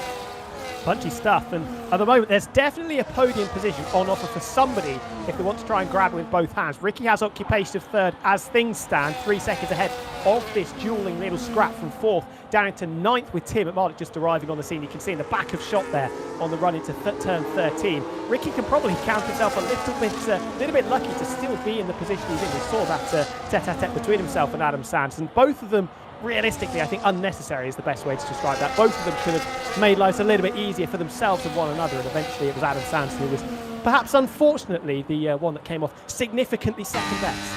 You're absolutely right, Mr. Wilkinson. Put that in the non-fiction section, because that is pure facts, ladies and gentlemen, as we run through lap 19 of 50. Razin Chai now has an opportunity to try and challenge Lottie Nobert for what will be our race lead. Turns through 27 and the run down towards turn 1 begin. You can see Fantasy F1 just slightly ahead of them as they break down towards the first corner, but Razin Chai has the DRS, he's in the move and on the groove. Other way round for some countries, but no, not this time around, as Razin just happily to sit patiently behind our Italian stallion Lolly Nobert. With a lap car in the way, so I think that is Fantasy getting that. Going to have to get out of the way quick, sharp, as there goes Infratic again. Down the inside on the previous lap, around the outside on this lap, and that is now P4 in the clutches of the Papaya and Chrome McLaren of Fabio, disposing of Vince and Concept, desperately trying to follow in the footsteps of the Portuguese man in front of him, just to tap the wall on the entry into turn 4. But still, look at that, sternly examining the rear geometry of that Mercedes car with Tuki a further 0.6 per second back. Then you've got Tim McMardick, who, in all of this kerfuffling that's been going on, has disposed of his former teammate Safso up into P8, albeit both of them now dicing and dueling through the first sector. Safso starting to find some pace here this afternoon. Let's not counteract his arguments, because he is P9. He's only half a second off the back of our 2-time champion, albeit a 1-time champion in his very own right, winning season 1 of the Creator Series, as they file through that very tight and technical section. Just to note that Adam Sanderson still has not hit with that front wing damage. For whatever reason, maybe his engineer's on holiday and not quite called him in there, but certainly was not a challenge for Tim McMardick to get past Safso on this occasion. I think he knows that it is not his race to be run at the moment. 100%. Interesting that Adam Sanderson has decided to stay out on that, taking a lot of pain at this stage of the race. pretty much last. Fantasy 57 seconds off the back of him, but got absolutely no front grip at the moment. Adam had his contract cancelled for team receding races. Now his dreams of becoming an Australian model have come to fruition. There's not a lot of forestation around where we are in Jeddah currently racing, but I can tell you what, a lot of decent forestation happening on the top of his head. Absolutely right. Fabio once again looking to the inside. Oh, very late on the brakes there was our resident papaya McLaren. But Dakar Vince had it figured out all along. Didn't realise didn't really have to move out of the way in the slightest. As Concept 7 still follows them through, but this is allowing the likes of Tuki, Monica Safso to try and pull their way forward to make this trio a sextuplet of cars that make their way through on lap 21 of 50, approaching this halfway point in our very first race of season 12. All of our drivers very much being thrown in at the deep end, one of the hardest circuits on the calendar, in my opinion, not to end up in the barrier. 100%. Need to think about the tyres as well. The Super Noodle Bagel with a 3-second penalty, his second, I believe, of the race so far. Dakar Vince on the mediums, as is Tim at Mardekus, cruising up to the back of the McLaren of Tuki. Everybody else in this scrap on the hard compound tyre. So at this stage, you would still think the mediums just about in the ascendancy. That's why we're seeing the swapping of places between Vince and Infratic as this stint extends, and as we see how things begin to unfold, you would imagine that Infratic, the two McLarens in there, Concept 7 as well, will just start to take that ascendancy back and get into a better position, and maybe Vince will find himself dropping a little bit further back in this train. You're absolutely right. This tail in this race, I think, as well, will be a question of penalties, because you can see them dotted around our drivers. The highest runner at the moment, Tuki, with 3 seconds to his name. A whole host of penalties, if there and everywhere. We've got the driver down in 18th place, Fantasy, with 16 seconds. Scottish Lions at 13 and 10 still to Yard. Of course, they have not pit since they picked those up. But Dakar Vince gets past Fabio towards the first corner, and that trio well and truly now a 6-car scrap for 4th place. But the gap up towards the front is 3 seconds to Ricky, a further 9 seconds to that front 2 battle between Lolly Nova and Razin Chai. They are not going to make it light work for either of those 2 drivers. They're slowly starting to lose time to the second Ferrari that runs in 3rd place. Yeah, Ricky massively in no man's land at this stage. 9 seconds now, the gap to the duo in front, and still hovering around 3.5 seconds to this dicey battle, this dicey group behind us. Grid Jokes picks up a 3-second penalty for corner cutting. I think they're going to start coming thick and fast as we get into the back stages, the back end of this Saudi Arabian Grand Prix, with drivers just treading on eggshells ever so slightly. Yellow flag is out. I'm not 100% sure why. Full virtual safety car. Well, here we go then. Who's dropped it? Let's see if we can figure it out from the timing screen. I'm looking, trying to do some investigatory work here. I can't see anybody stationary as Ben and Safso swap places. This might be the job for Clip but Carl to try and find out what's gone on here. It's a mystery, like a Yeti, isn't it? We have no idea what's gone on. No, Ben's dropped back to 9th place, but I can't see any damage on his car. I did see Eyes Amusing dropping off once again, changing positions as Safso as he goes off the grid. I think inadvertently lets Grid Jokes go, who was just going to follow the train of Tim Vardick, and through he goes. So Safso up to 9th, 10th down. Eyes Amusing's got a drive-through penalty for speeding under virtual safety car. We're green flag racing again, and in comes Razin Chai. I think that is timed at exactly the wrong point for him. He dives into the pits as the green flag comes out again, so he's not really going to gain any real advantage over London over here. Fantasy retiring from the race. I believe that is in the pit lane, as Razin is going to tumble a little bit here into the mid-pack. He'll try and find a nice bit of space. I think he'll be in and around map 2-on-2. You can see the Mercedes there powering down on the run into turn 1. Hard compact tyres strapped on, and he is indeed just behind his teammate Safso ahead of map 2-on-2. Some overtaking then for the Season 5 champions to try and pull off here. Not a bad pit stop there from Razin Chai, albeit not getting as much of that slower running as he was probably hoping for. He only got a couple of seconds, if that, by the time that he managed to get that V-carb car into pit road. He does come out in 10th place, albeit with a little bit of an advantage over Lolly Nova. The question will be, are we going to see an Italian return? Safso lets his teammate through. That is absolutely key, and Razin Chai is handed a free position. That is one ticked off already. You can now try and cruise up to the back of Grid Jokes. Things have just fanned out a little bit for the first few cars, at least, that Razin needs to try and dispose of. Grid Jokes, no DRS. Ben with no DRS at this stage as well. And then you get up to the 2 McLarens, Vince and Concept 7 scrapping it out as well. They absolutely are as they progress through. Razin Chai has got Tim Ruddock, as you said, Grid Jokes in 8th place. still with that penalty, as is Tukey in 6th. Concept 7 Emphatic. Those drivers will be the ones that you have to try and get past the first time of asking. Here comes Fabio, though, down the inside in towards turn 27, but he might have been a little bit eager on that, because the DRS activation point is at the exit of the corner, and this can allow that guy Vince to get a good run down towards the first corner, rearing open for the Mercedes car, and Fabio can almost immediately lose the position back. Let's have a look here, side by side, and does so. If Fabio had waited, he would have easily got that position there. Absolutely nout that he could have done about that on the run down into turn number 1. Vince taking 3rd place back off his hands. Interesting to see how quickly Razzie can work his way through this pack. You would expect that if there aren't any more safety cars, he can take those hard tyres to the end of the Grand Prix. So he's going to be getting a massive undercut on the 2 Ferraris, Lolinova in particular. But then if he rolls reverse in the back end of the Grand Prix, Lolly on the fresher tyres trying to hunt down the race leader, you would imagine, will be Razzie. You're absolutely right. It's going to be a tale as old of time and a tale of 2 cities if you really want to stretch out the imagination. Razzie Chai in 8th place with only a second and some change up towards Tim Monaco, 2-times champion here in the Creator Series. Everybody else just standing on guard. Nobody has bit compared to what Razzie Chai has attempted slightly earlier on. Maybe he feels he can get to the end of the race on these tyres. 26 laps on hard tyres. Certainly not unheard of, Tom.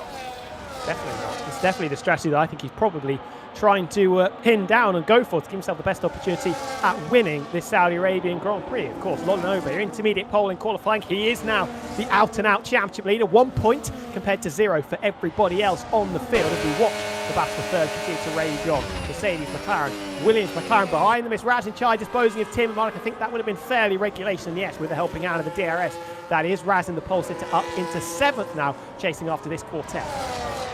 That is going to be the question. No one still bites this time around. Fabio gets past that guy Vince, though this time waited, I'm almost certain of it, for the DRS to come his way. Razzie Chai sets the fastest lap on a new set of hard tyres. Fabio going Tokyo drift here in Saudi Arabia. The rear end of that Mercedes stepping out on him through the second corner. Scotty Designs, by the way, up 1 past Chappers F1 as well for 12 points. Sorry, 12 points, 12th place at 14 Aston Martin, albeit with that penalty to his name, or penalties, should I say.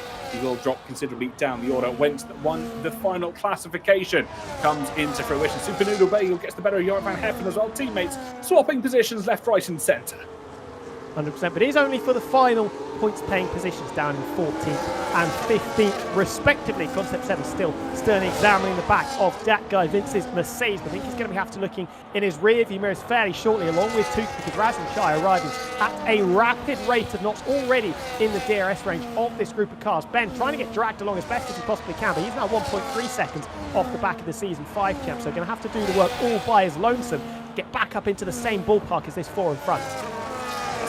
Can our drivers hold on to their tyres? If we could get a reminder up on the screen, that'd be much appreciated for everybody at home, just to see what tyres everybody is still running here halfway through the race, halfway through round 1 of Season 12 of the Creator Series. It is going to be pretty much hard tyres for everybody under that last safety car. Some drivers opting for the mediums, of course, and Adam Sands. And finally he pits.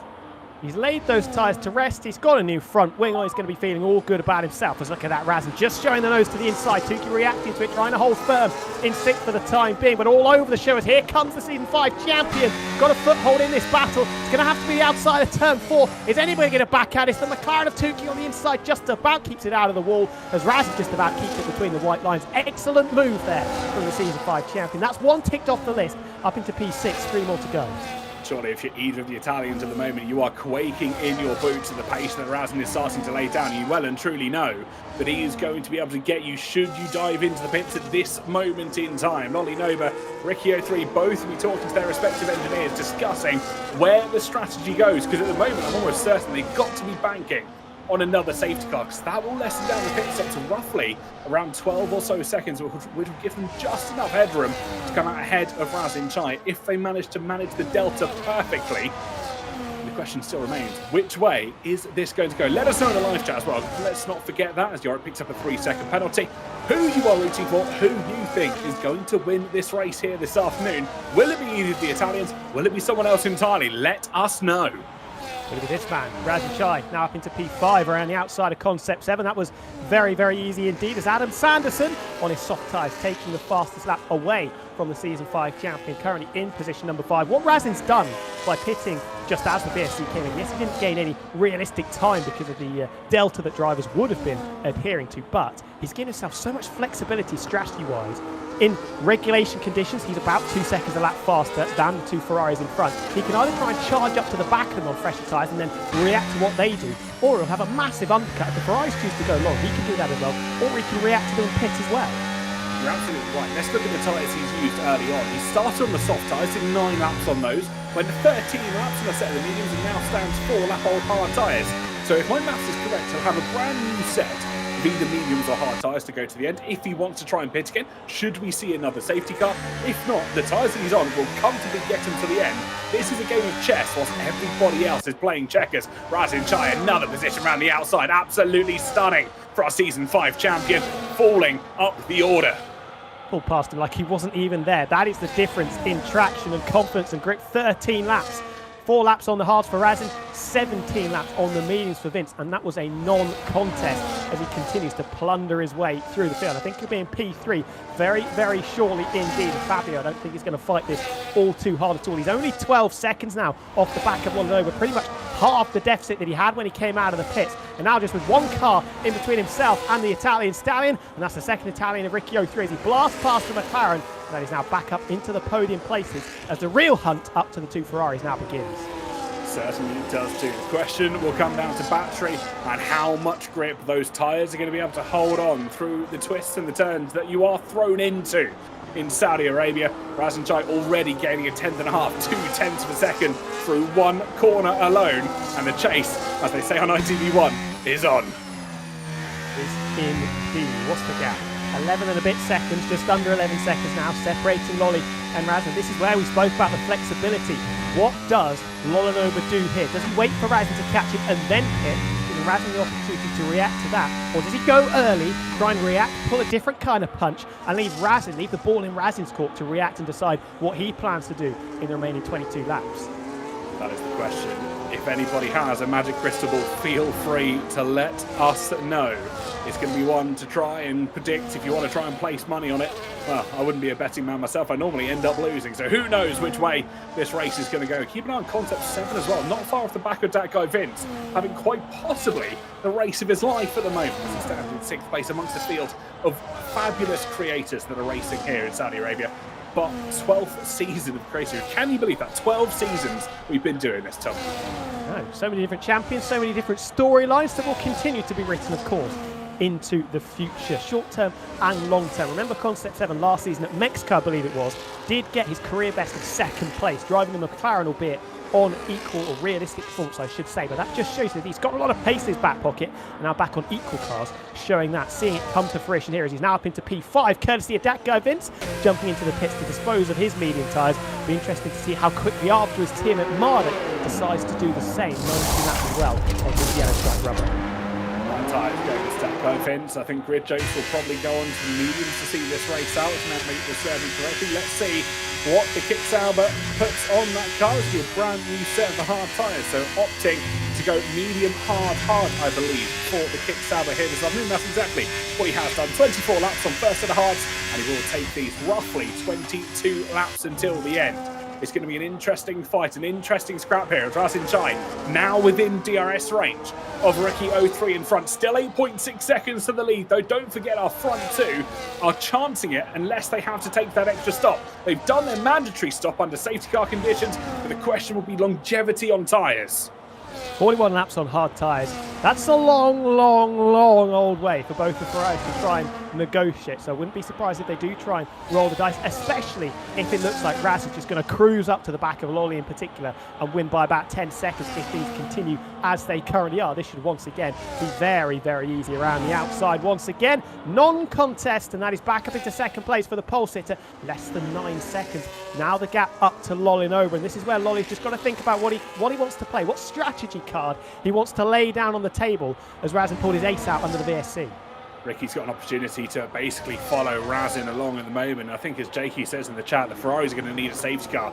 You are almost certainly correct. They've got no hope of managing to pull this race back at the moment. I think they are committing to this long strategy here because as you saw with Razin, he pitted 20 laps ago onto a set of the harder tyres and it's taken him that long to come through the fields and find himself in second place. That guy Vince further back gets the better of Scotty Designs. Chappers peels into pit road for Team Williams, opting for a fresh set of tyres off of the mediums for the Williams car.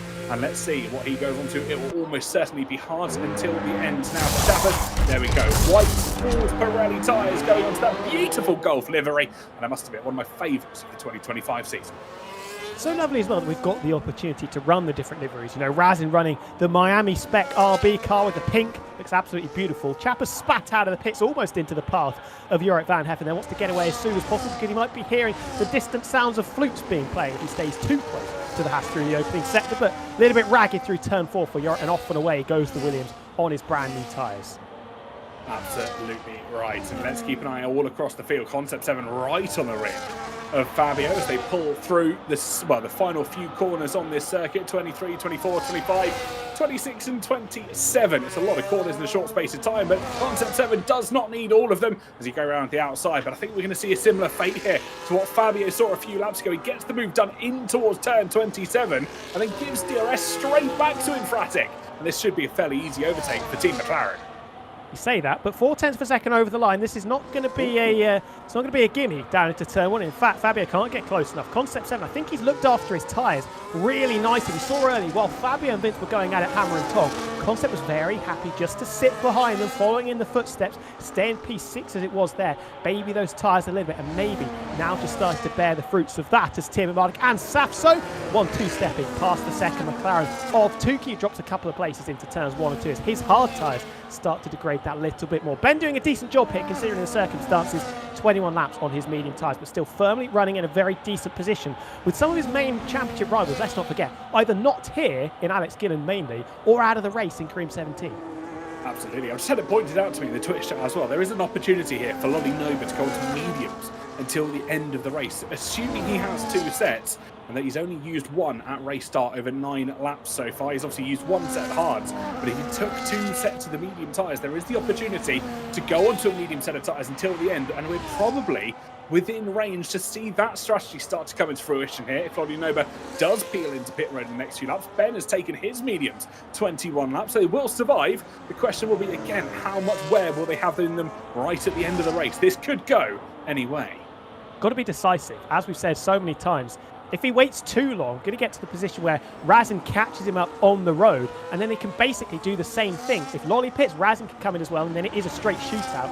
Or Razin has the option of staying out and trying to hold on to that 20-plus second advantage. So that flexibility we were speaking about with the strategy card that Razin's played, giving himself so many opportunities in the latter stages of this race. Safso getting past Tim at Mardik, Tukey into the pits as well for what you'd imagine will be his final stop. Got some information from Mr. Karparanic behind the scenes. Apparently Lolly is debating his strategy, just keeping an eye on what is going on. Tukey dropping down the order here as he peels into pit road for Team Papaya McLaren, and he comes out on a fresh set of harder tyres to see his race out here this afternoon. And again, with that 3-second penalty to his name, but Scotty and Gridjokes both have their own 3 seconds in front of him, so he could have an opportunity here to secure a good P10 finish at an absolute minimum. There's your tyres on the screens once again, ladies and gentlemen. Fresh tyres for a few drivers. Super Noodle Bagel, the most recent to opt for a set of the medium tyres. Of course, Super Noodle Bagel available at all good stores near you.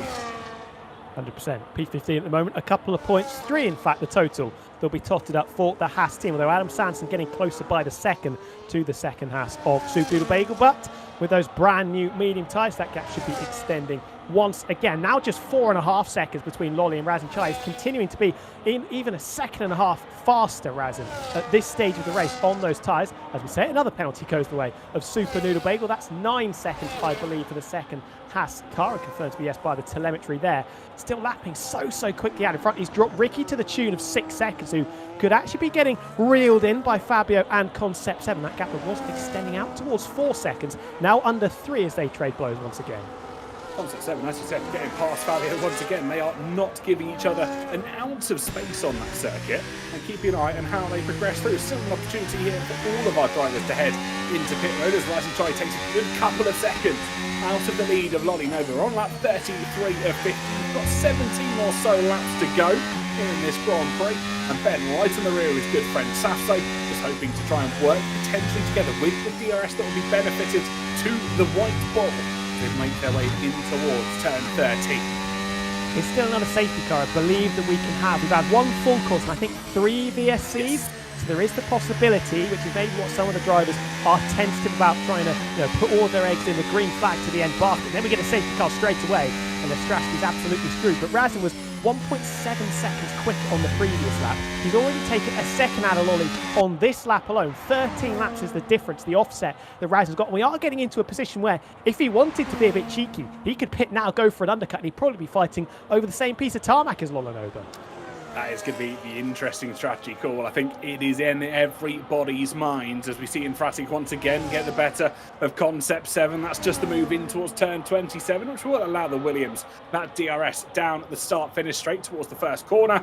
And I think we are in that range now. 15 or 16 laps to go in this Grand Prix. The opportunity to pit looms over our drivers' heads as both Mercedes having a good scrap at 8th and 9th on the circuit. Vince and Matt 2-1-2. Razin Chai has come over at Team Radio saying if the safety car comes out, we're still in a good place. I'll tell you what, Razin, you're in Saudi Arabia, mate. You are in a fantastic place. 100%. Bustling heart of Saudi Arabia in Jeddah. 2.5 seconds now, the gap between Lolanoba and Razin Chai. That's come down by about 20 seconds in the 11 laps. On average, 2 seconds a lap faster. Razin's been even with the battling through the traffic that he had to negotiate. Came out in P9, I believe it was, just in front of his teammate, or just behind his teammate, then battled through Safso, Ben, Concept 7, Infratic, Datka, Vince, Riccio 3, now very, very close to getting back on the tail of Lolanoba. Certainly is indeed. Tim Marek not making any inroads as well on our Season 1 champion Safso. Still in 6th place, still running with his own race in mind. Let's not forget, as the entire field starting to spread out more and more and more as we progress through. Last time we saw a full safety car course, I think all the way a considerable number of laps ago now. And we have seen virtual safety car after virtual safety car, as you alluded to, 3 over the course of this 34 laps of race we've had so far. We have got 16 to go in the Grand Prix. Still let us know in the live chat who you think is going to win this race, because I could not predict this for love nor money. Really difficult. I think Razin definitely has to be favourite because he's just cruising up to the back of Lolly, still taking a 1.5 seconds a lap out of the Italian stallion. Matt 2-on-2 over the radio. Back end starting to get a little bit loose there. He hasn't made his second stop in this race. Currently running 9th. He's just been dispossessed by his teammate Datkovic, who has made a second stop, as is Fabio diving into the pits along with Tiamat Marduk, who is eventually going to lay those medium tyres to rest. Long old stint for Ben, 24 laps on those yellow stripe tyres. He's done a very decent job to give himself a fighting chance getting some very decent points. Mr. Aramco though, TK, what are you thinking about the situation? It's certainly an interesting one. I wondered where you'd go with that for half a second or so, but Fabio and Tim Malik both out of the pits. New tyres for both of them and a split strategy amongst them as well. Fabio opting for the mediums, if my data's telling me the right thing. It's Tim Malik that's opting for the hard tyres. So let's see which tyre plays the favourable game. And there we go, just confirmation of what tyres everybody is running. Adam Sands has been on soft tyres for 10 laps here. I think this has been a bit of a nightmare race for Team Red Bull Racing, hasn't it? Not been brilliant. Ben, I think, is probably looking at a P7 or a P8 in this race. He's going to have to try and overhaul about 6 or 7 seconds to get up to the back of Fabio, who we will be racing to the end. Medium tyres for the McLaren, hard tyres for the Red Bull. So that's going to be a bit of a tall order, especially with the pace that Infratic has had this season. But look at the lead battle. Lolanoba, if he's going to make a decision, it has to be in quick time because Razin Chai almost within the 1 second window. And he is. Lolanoba diving into the pits with 15 to go.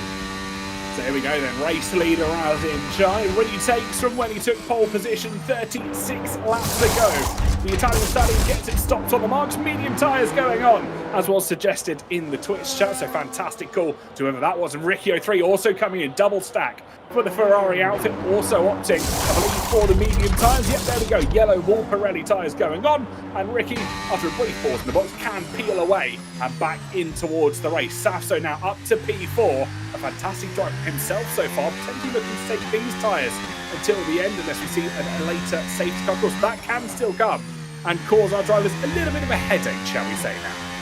100%. I was going to say as well, I would not be surprised if Safso does try and take this to the end, go for the one-stop strategy, and if there is a late race safety car, it's going to be absolutely loving life with a lovely bit of track position and all the tyres that it could possibly ask for. Lolanoba out in P3 though, 16 seconds, a gap between himself and Razin. He needs to try and overhaul in 14 laps. fascinating to see what Raz's response will be here. Does he try and stick it out to the end now, hope that Lolly gets bogged down, those medium tyres fall away just as he closes up to the RB? The pace that Razin had earlier on in the race when he was chasing after Lolly, that would suggest that Lolly should get there in about 10 laps maybe, if indeed Razin doesn't box. I'm intrigued as well. We were watching on board with Safso for a couple of seconds there. He's charged up 100% of his battery. And I wonder if this could be in preparation for that guy Vince trying to launch an attack here as Lolly Nova already past Concept 7. 14.9 seconds to go. 14 laps to go in this Grand Prix. That's only a second a lap that he's got to try and gain. And we will keep you up to date as to how much he improves over the course of each and every lap. Because I have a feeling those mediums, at least for the next 6 or 7 laps, will be so much quicker than Razin Chai's 14-lap-old hard tyres. Yeah, I've got a feeling as well, as Dat Gavint's getting back past Safso, the ball suddenly switched into Lolinova's court. I probably echo what Razin thought there. Only 16.5 seconds, the gap when the Ferrari was spat out of the pit lane.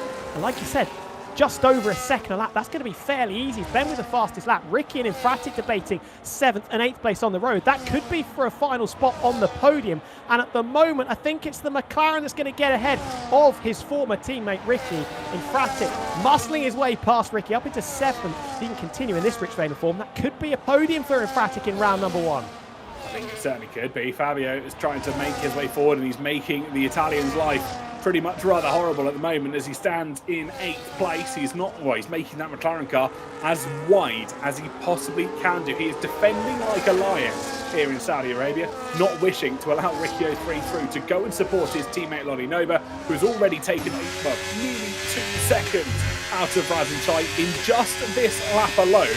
And bear in mind, they are probably only just making their way through turns 19, 20, 21-ish. If memory serves me correctly, they've got about 7 more to go.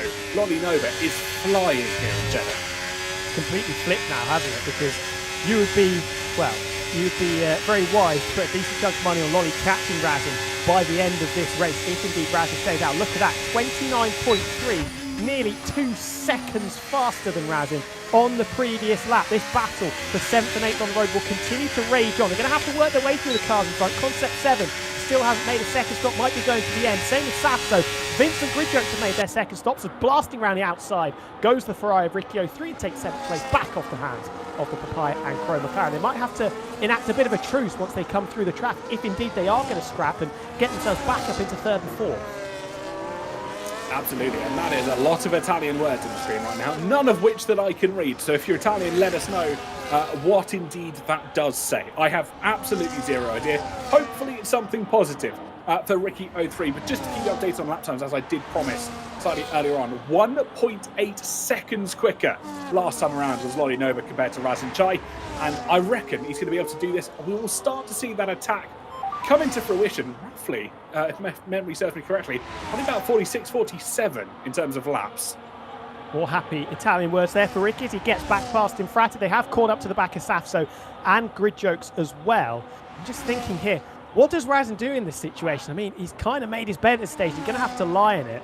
Lolly, you would be so sure it's going to catch him if he continues at this rapid rate of knots. He's going to be comfortably over a second again on this tour. That's all he really needs. The only doubt I have is the mediums haven't looked brilliant as a race tyre this evening so far. The hards definitely the compound that are better. 1.1 seconds Lolly faster on the previous lap. Do we have a scenario where Lolly catches up to Razin, but then he doesn't necessarily have the tyres to work with? He looked a little bit unstable there through turns 1 and 2, kicking the back of the Ferrari out on traction.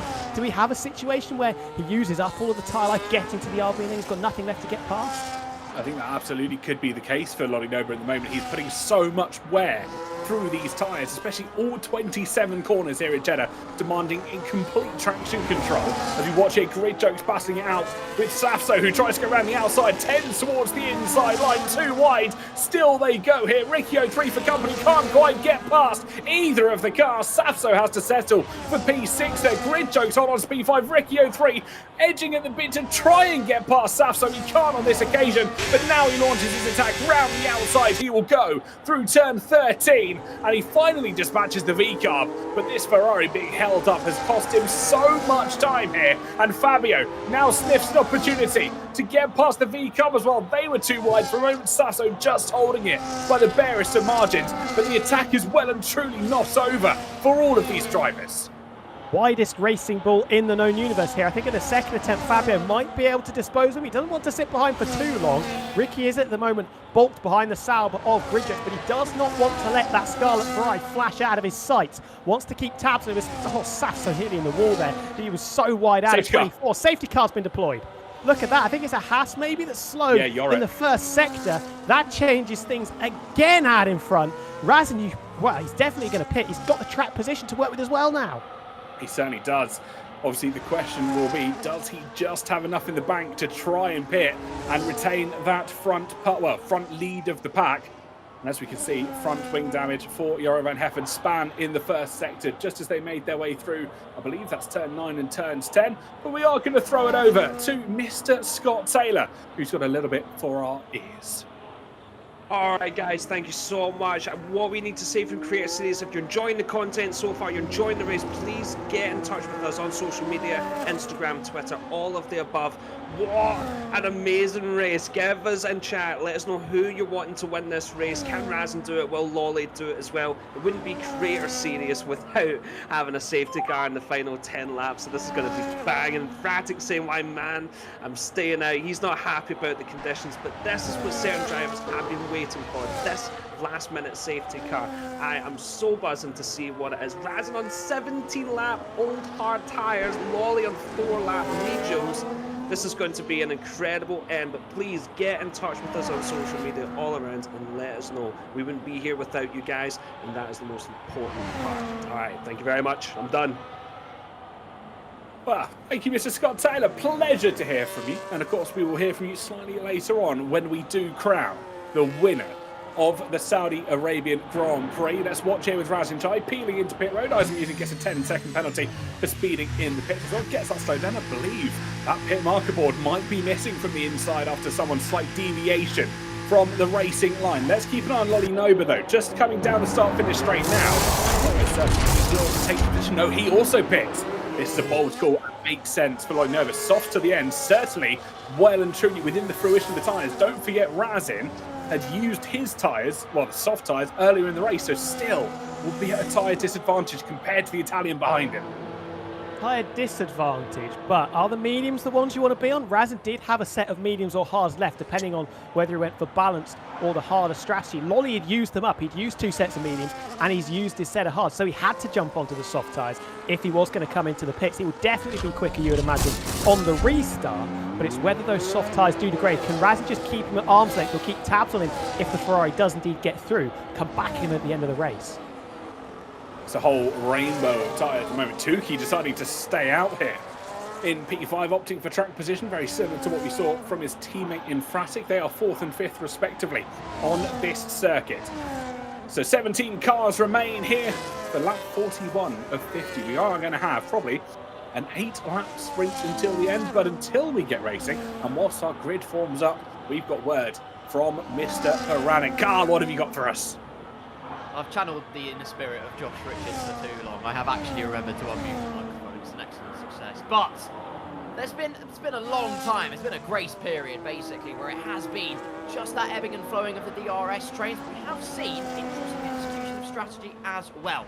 But a few moves I want to pick up on. First of all, Fabio versus Concept. What I will say is that the racing room and respect left most of the time, barring Ricky's A4 width piece of paper, has been excellent. Look at this, side by side. You'd think there'd be contact. No, just enough space.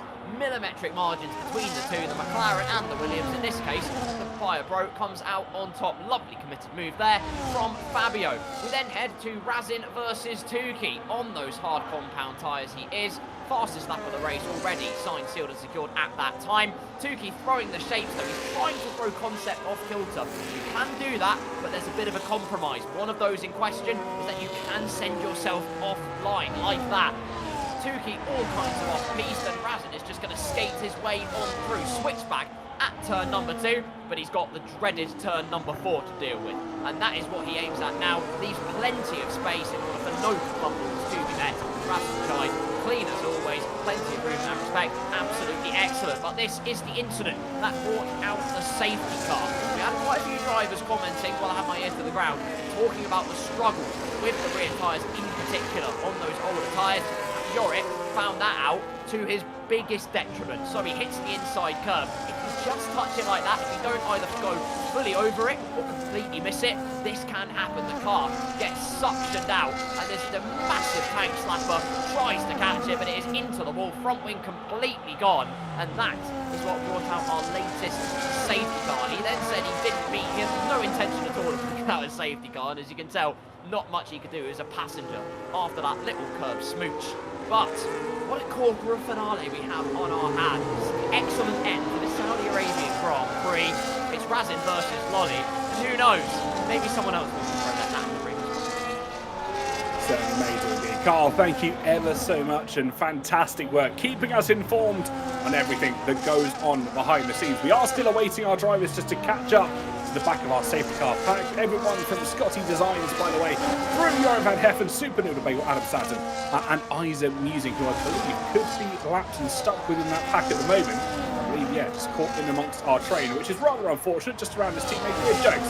So unless we do see some favours from our drivers, we will not be finishing on the lead lap here in Saudi Arabia. We're looking to go racing probably around lap 43 or 44, depending on how quickly these Haas cars catch up. But Tom, this changes the game now. It's gone from what was a real challenge for Lolly Nova to try and charge up to back of Razin Chai. We turn this into effectively a sprint race with low fuel now. 100%. Brings other drivers back into the equation. Ricky had dropped about 10 seconds to that group in front, or the duo in front. Gives himself an opportunity. We've seen that he can be pretty punchy when trying to make a move, especially into turn number one. The two McLarens, 4th and 5th, albeit on the older tyres as well. They could be sticking ducks. Then you've got Concept and Vince trying to work their way through, and Tim McMahon in P9 as well. He will not be sufficed just staying there. He'll be definitely punchy on this restart as well. Matt 2-on-2 had a run-in with the Stag at the end of the iRace this season. He hasn't publicly been seen since, until this very moment today. You can make of that what you will. Certainly will. I'll tell you what, if I ever see the Stag, I think I will be running for the hills. It's not one to be favoured with, and if you haven't seen it, the RSC Prep Series, you probably should go check that out as well. Thursday nights are starting, I believe, next or this week coming on the 22nd of January. Some of your favourite creators back in cars that are yet to be announced publicly. So keep your ears to the ground for all of that good news. Chappers rounding the corner, now in the train, just awaiting everybody else to try and catch back up with them. Scottish Designers just on his rear, and a rather fast and flowing House of Joran van Heffen storming up to the back of the pack, slamming on the anchors, just about, before running into the rear of that Aston Martin. It's always worrying, isn't it, when you see Jorit doing stuff like that. I remember, I think he was getting unlapped before last season under a safety car. Was very happy to drive millimetrically as close as he possibly could to the drivers that were letting him through, and just putting a few eyes on stalks as he went through and upsetting a couple of people there. But yes, it is going to be interesting. Lolly, is he going to be punchy on this restart? He's got the tyre advantage at this stage, at least, on the softs compared to the mediums of Razin. He's got to make hay while the sun doesn't shine in Saudi Arabia. We're going to be hoping it shines down on that Scarlet Ferrari. You're absolutely right. Lolly Nova now eyeing up his challenge, eyeing up his rival of Razin Chai with race control, letting us know the safety car is in this lap. Then we are ready to go green flag racing, everybody. Get your final predictions in the live chat, whether you're watching Twitch, whether you're watching YouTube, Kick, TikTok, Twitter, in your mum's basement. Let us know in the live chat below which way this race is going to go. Will it be Razin Chai opting for potentially a charge on a second title? Will it be Lolly Nova trying to lay the foundations for his first ever Creator Series Championship? Who knows? All will be decided in 7 laps of racing as Razin Chai leads us tentatively around turn 27 on towards lap 44, and it's all in control of the pink car. He was late as he possibly can. Doesn't want to have anyone steal him after he does pin his right foot to the floor. And to start 44, it will be Razin Chai that leads the charge, barreling down to turn 1. What can Lolly do? He tucks into the cinch. We've got to be careful of his team. And look at the big squeeze employed as well, as Concept trying to do one over on Tukey around the outside into 1. Outside 1 becomes the inside of 2. Doesn't need it though, because the Williams has already blundered his way through. At least Tukey to deal with Dan Cummins and Grid Jokes as well. He absolutely does. Fabio got past Concept 7, couldn't quite manage the battle between the Williams, but he is still having the race of his life. Soft tyres bolted onto Concept 7. Fabio and Riccio 3 in front, still on the medium tyres. Lottie Nova on the softs. He's going to try and charge forwards towards Razin Chai, who still leads this race. 3/10 of a second now as we run in towards turn 13. It's going to be the battle of all battles to start off our championship in Saudi Arabia. We are under the lights, and this could only go one way. The pride of Ferrari, Lolinova, multiple race winner in the Creator Series, but he's never really put together a strong title challenge. Could this be the time? Already the championship leader, 1 point compared to 0 for everybody else after his intermediate pole position.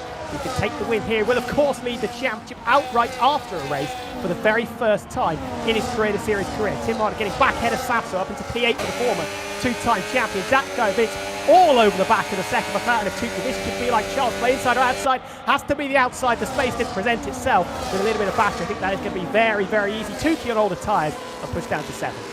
Don't forget, Daco Vince, of course, getting a race win, I believe, last time out in the realistic season. Now let's try and translate that to the equal performance season. Razin Chai sets the fastest lap of the race. A 1:29.217. DRS gets enabled with 6 laps to go here. Move further back from Joran van Heffen and Grid Jones, making his way up in towards the top 10. Adam Sanderson finding a reformed bow of pace as well. Now that he's got a front wing and correctly applied tyres, can we see a last-minute charge from Adam Sanderson here as Riccio 3 dropped out of DRS? It is now a 2-horse race right at the front.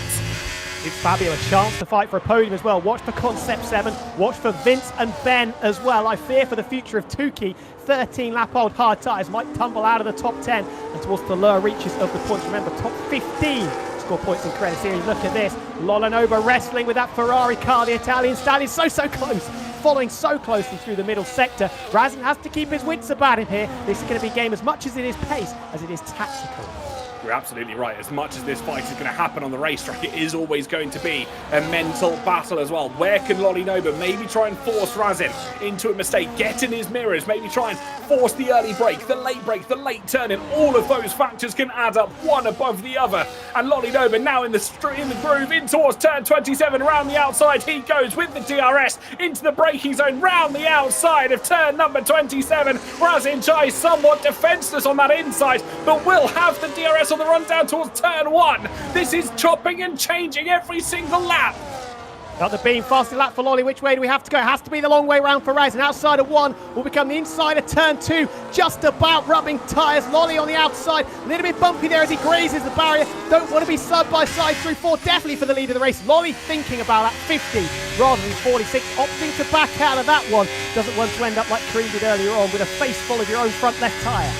Not worth losing the race in turn 4 when you've got to think about turn 27. 4 laps to go after this one completes. You can count them off on one hand now, and our drivers will be absolutely thankful of that fact, but the 2-horse race still continues as Riccio 3 well and truly out of DRS range here, and I wonder if his mind is now switching from attack to defence as Infratic still 0.8 of a second in the Papaya McLaren, continuing to close in on the second Italian on this grid. Neither of them, remember, pitted under the safety car. 10-lap-old mediums for Ricky, 11-lap-old mediums for Fabio. The group behind, 6 laps on the softs for Concept. Same for Vince, 5 laps on mediums for Ben. He could be very strong on lap 49 and 50. Ben's had so many trials and tribulations today. Could yet still finish on the podium. Very much in the balance for that final spot. It absolutely is. The question will also come down to tyre life. How long can those soft tyres last under the heat? It's still only 22 degrees on the track. It's a rather nice 20 degrees up in the air temperature as we watch that guy Vince here battling with Concept 7. Vince makes his way up to P5. 7 drops down to 6 as Timo Mardik in that white ball still on the hunt as well towards the first corner. 2 wide. Are we going to make it 3 wide? Why not? Let's go 3 wide towards the first corner. Ben to the inside of Concept 7, squeezing the Williams to the inside of turn 2, and Ben gets the Tiger line. Through he goes. 6th place secured.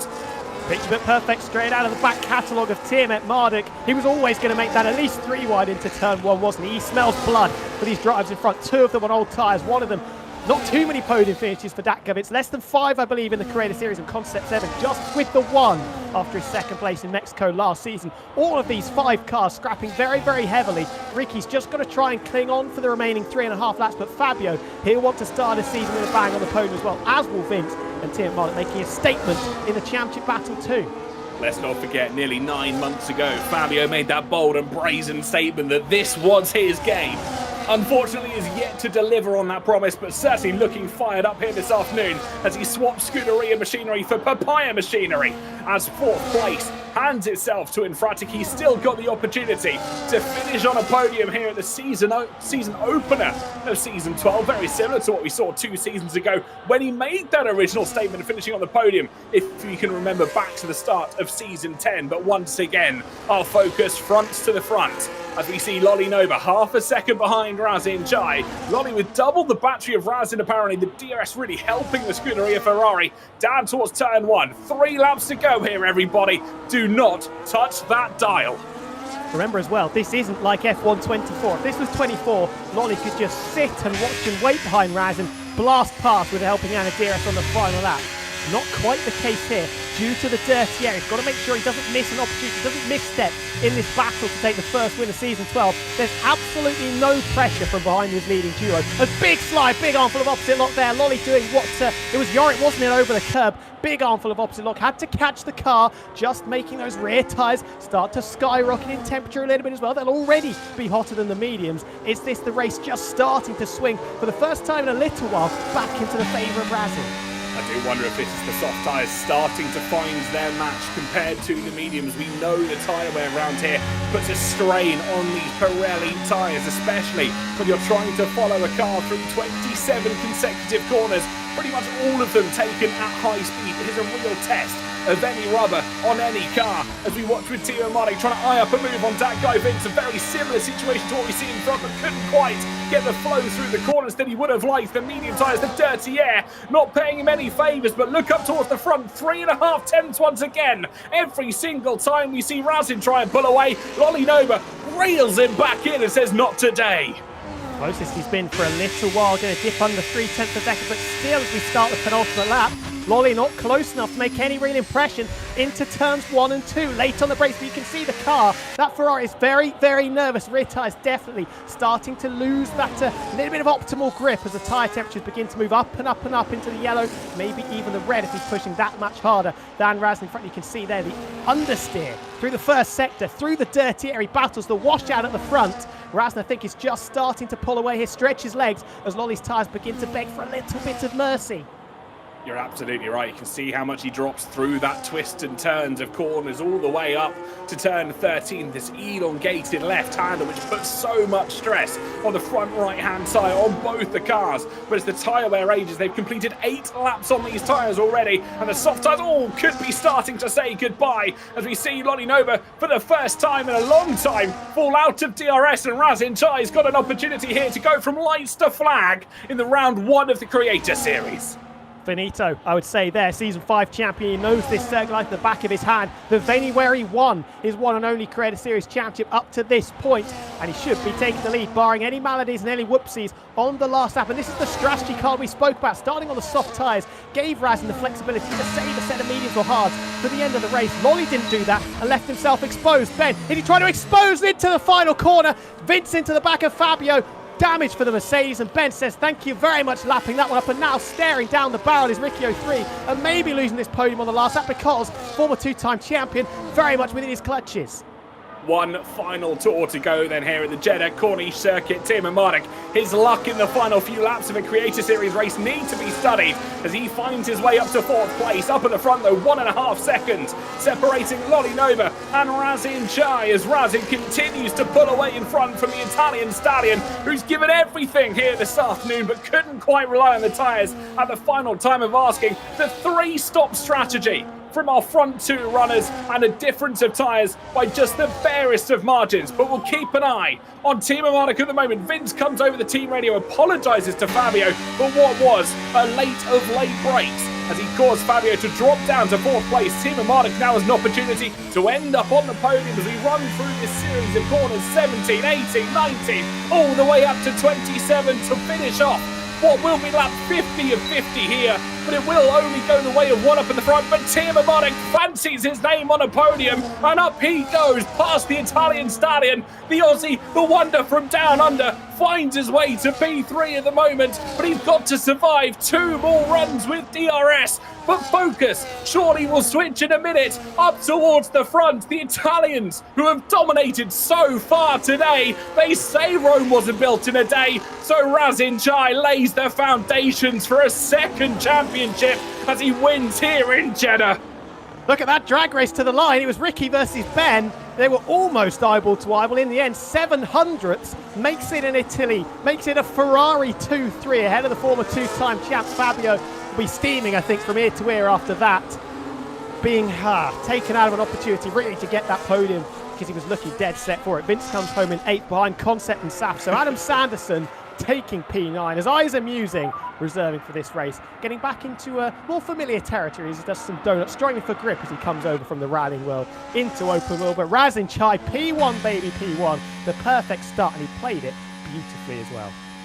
I'll tell you what, if anybody wants to say that equal cars is not the way to go, feel free to walk out that door right now, because that is certainly one of the best openings to a Creator Series season that I have ever seen here. A double Italian podium then with Razin Chai, a British flag flying amongst the top as Chai takes top spot. Perfect start. Pretty in pink at the top step. But that will be a very encouraging performance for both of the Ferraris, won't it? Lolly coming home in second, started third, finished second. Ricky started second, finished third. Both of them maybe just stating their claim to be an outside challenger. In Lolly's case, definitely a firm challenger for this championship. Ben in P4, I think that's a very decent recovery drive. I have to say, the awards, by the way, cleanest driver, as it does quite often, actually, going to Saf. So Adam Sanderson was in the walls, battered his way through, takes the most overtakes. Tiamat Marduk, driver of the day, fastest lap for Lolly, and of course, race winner for Razin. Concept, there was a chance for him to be on the podium as well. Comes home in a very commendable 6th ahead of Saf. So Vince tumbling to 8th in the final couple of laps ahead of Adam. And Grid Jokes rounding out the top 10. Tukey didn't pit under the safety car, felt the full force of that, pain down to 11th. Ahead of Yorit, Matt 2 on 2, Chappers in the Williams 14th. And then the final scorer, Scotty Designs, by the way, despite his 6 seconds worth of penalties. Super Noodle Bagel and Eyes Amusing, the last classified. Fantasy, Kareem 70 and Ryan L83, the retirees. As we head back to the one and only Scott Taylor and the lovely Carl Pranick. That was an absolute barnstormer. That was awesome. Okay, that gave me everything I wanted to. Creator Series is back. Equal cars are back. That was absolutely banging. Carl, you had your eye and many pies throughout that race. Go on, give me a little bit. How did Ben Daly nearly fraud his way into a podium? I can't believe that to the line. Good on Ricky. He deserved that podium, but amazingly close for Ben, right? No, absolutely. Amazingly close. He did say he thought he had the battery to try and defend, but ultimately, Ricky, he was always going to go for the move. And with that shorter run to the line, maybe if he did it lap before, could have executed it, but woulda, shoulda, coulda. Hindsight's a very unhelpful friend. Still very close. It's 2 Ferraris on the podium and Razin Chai winning. How about that? Isn't that mad? Now, do you have clips for us, I've been told? Yes, I do. Let's go. So, let's just address, first of all, I have got the 3 points of view for the big one. But before that, let's just detox a tiny bit, because it all came down a lot of the time to, for instance, older tyres, or sometimes people just getting caught up in the mad dash. First of all, Concept 7 against Tukey on old hards. No real surprise in terms of the outcome of that, but Concept, I will highlight, a very, very impressive turnout today in Saudi Arabia. I am pleasantly surprised, in fact, at just how good he was today. So keep that up the Williams. Second of all, not biased, Jorrit van Heffen. Here we go. So, double overtake was actually contact. Matt 2 on 2, not leaving the ample space for Grid Jokes. Jorrit has the best seat in the house, and he thinks, okay, it's time for a double overtake. Whips on the overtake button. Matt 2 on 2, saving all the while. There's one for the taking. Keeps on burning. Just Grid Jokes trying to throw the car to the inside. Not really done. It's Jorrit who has to make that evasive manoeuvre in that circumstance, but makes the double move, and it is redemption day for Jorrit van Heffen after that little bit of a safety car. But now we come to this moment, ladies and gentlemen. How on earth did it happen? Well, it was a combination of things. Number one, that guy Vince brutally missed his braking point, as you saw. But secondly, it was really a game of reputation, and Ben alluded to this as well, while I had my ear on the ground. Maybe his reputation put more pressure on that guy Vince, knowing that he could go for the aggressive move. So Vince brakes. Well, I'm trying to find out where he brakes, actually, in terms of the marker boards. That's my ultra sweaty clipbook corner emerging just there. breaks out the 100-meter board. Usually not a bad place to overtake, but in this case, completely overcooks it straight into the back of Fabio. Massive contact made. That guy, Vince, immediately remorseful. From Fabio's perspective, really absolutely nothing he could do. Of course, he wants to stay behind to get the DRS off Ricky, to try and put himself in that podium position. But equally, the caveat of that is that you're preying on the other cars behind you to know telepathically that you are going to make that conscious decision. And ultimately, Vince not finding that telepathic connection. Fabio's sense perpetually sideways. And for Ben, at least, he goes, let's make it 2 double overtakes in that final stanza. He sees Vince go for the outrageous braking zone in his perspective, maybe. But Fabio, ultimately, an innocent bystander. Ben picks up 2 places. And that answers the question as to why he was so close to a podium. On the other side of it, though, didn't really have much to clip up at the very front of the field. But it was the perfect defense from Razin. He knew the mediums would come good. He just had to weather that early storm. Nice one, Carl. I love it. Okay, now we know a little bit more about what happened. Fabio, no, poor Fabio. I can't. He'll get there, guys. He'll get there. But Razin, can we just say, basically from the start of the day, he just had that. He had that in his bag. Really nice to see Ricky up there. I don't know if it's unfair, but usually I feel like he does really well in qualifying and sometimes not as good in the race. But he kind of shut us up today. He'll be happy with equal cars. So yeah, no, great all around. Ben as well, doing well. He wasn't really a part of this race, let's be fair to say, for a lot of it, and then boom, he was straight in. So we'll talk to some of the drivers in a wee second, and then we'll get their points of views. I think we'll start with Ricky, Carl. I think that's a good one, yeah? So, Good. oh, Ricky, welcome! Hello! Good doing, mate! You nearly lost that podium. Oh my Yeah. god! So what was going through your head at that moment? bro, I don't know if someone saw my reaction, but they was screaming, guys. I was literally destroying my mic for that finish. Mate, you absolutely nailed that. Basically, for the whole race, you were up there. Obviously, it's Razin and Lolly a little bit in front, but like, take us through. Are you a fan of Jeddah? You seem to just do really well. It's nice to see you in Ferrari. How are you enjoying the start of the season? I love Jeddah. It's one of my favorite tracks, and I enjoy racing around it. And it was fun today. Few seconds from milliseconds from Razin for the podium. For the pole. Sorry. Yeah. And yeah, but Razin was very, very fast today, and Lolly too. But I'm really happy about double podium of Ferrari because we have to fight for the championship, so that's good. I love that. No, you guys are definitely one to watch this season. Yes. 100% Ferrari. Let's go, mate. It's so nice to see you up there. You looked like you looked in place there. You looked like you deserved to be up there. So you know the calendar for the year, right? So they've given you all the tracks. When you've been looking through the tracks, are you feeling confident? Yes. Like the next one is Belgium. I like Spa so much. Hungary. I hope I can finish that race because I hate Hungary. I love it. I love it. Okay, And Ricky. then Yeah. Anything you want to say to your fans? We have lots of people screaming your name every single week, and we don't understand half the words you say, but we love you anyway. If you get any words to your fans out there. Grazie ragazzi, grazie. Thank you. Thank you for I all love my that. fans. Let's go. Ricky, thank you so much. I'm sure we'll be seeing you back in the comments Thank you, Scott. a lot longer. Oh, that's him gone in the bin. Get in there. All right, shall we move on? Let's get Lolly Nova in. My man, Lolly, your defense, we'll get him back in a wee second. He does not understand that the people are ready to speak to the one and only Lolly Nova. My friends, welcome. How are you? Did you enjoy that race? Buongiorno. Yeah, I really enjoy, but I think I need some luck because Razin have all the strategy to him. So thank you, Razin. Grazie ragazzi. So I'm guessing the tires at the ends were just starting to die because we up here in the commentary, but we thought you'd nailed that with the pit stop about what 15 laps before the end, 14 laps. We thought you'd nailed that and you were going to catch up, but it seemed at the last few laps you were just struggling to overtake. Yeah, I just get unlucky because when the virtual come out, I just say if Racing go in the pit, he stay in front. If a safety car come out, he stay in front. So he have all the luck. I just need to push on the lap 35. I say please don't drop a safety car, but someone don't listen to me. Thank you guys. And nothing. I just try because I have only the new soft.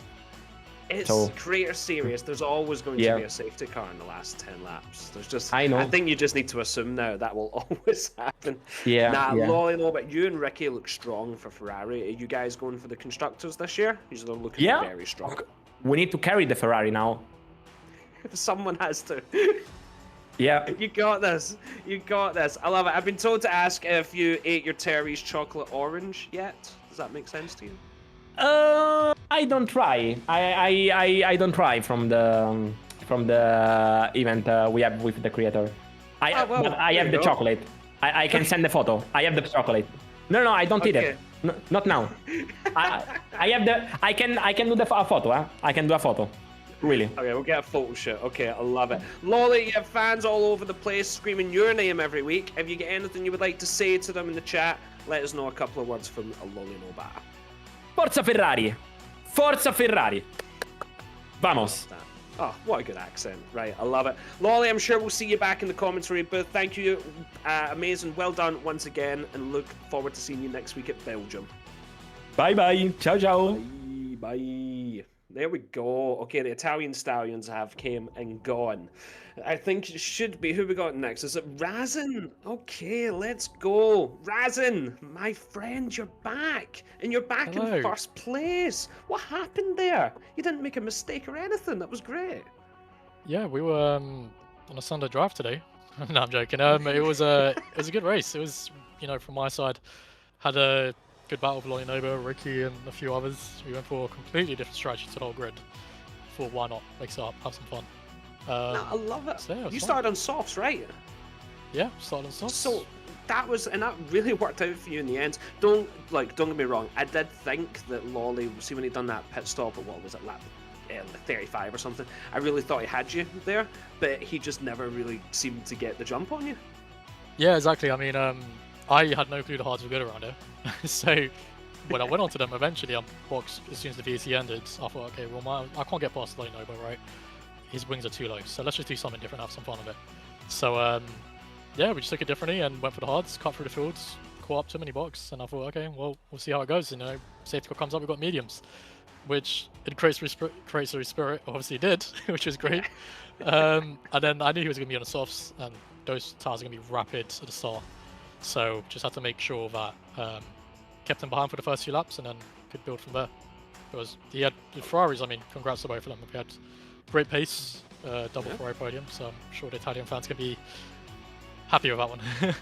Definitely, but I'm more interested in you and your thoughts of Equal Performance is back. I feel like you're one of the people that would really benefit from this, and it's definitely showed today. You feeling comfortable? You happy? Is Razin back the championship contender? I wouldn't get my hopes on the championship just yet. I mean, we'll see. We'll take it round by round. We're here this season to have a bit of fun, to enjoy it, do different stuff like today, do a different strategy. If it works out, works out. If it doesn't, it doesn't. But yeah, it was fun. Let's see how it goes down the season. Performance, yeah, it was alright. Can't complain. Ah, good on you, man. I love to hear that. Right, Anthony, you want to say any fans out there that have been screaming Razin Shy from lap 1, thinking that you would take it? This was obviously your race, your weekend, your qualifying. What have you got to say? Yeah, I mean, I appreciate, I guess, everybody who was, cheering on and shouting the name Razin Shy. Love to hear it. But yeah, no, it was great. It was great. Great to see everybody in and out. Obviously we're back for round 1 of Crazy Series. So it's just great to see everybody back watching everybody. That's the main thing. We're back on board. So yeah. Nah, good on you, mate. It's been lovely to see you. Well done again. Round 1 goes to Razin. We'll be hoping to see you back in the commentary booth for round 2. No doubt, because you will have had a podium again. Best of luck, mate. All right, we'll see you next week. All right. Thank you, guys. Oh, right now, I think we've got one more interview coming up where I think we're going to get Yorit in. Yorit, my friend, welcome, Mr. SRC himself. How Thank you you, doing, sir. mate? It's nice to see you. Now, Aw. how did you cause a safety car with that spin? How was that a safety car? Not gonna lie, I was pretty surprised as well. I actually caused 2 safety cars, I think.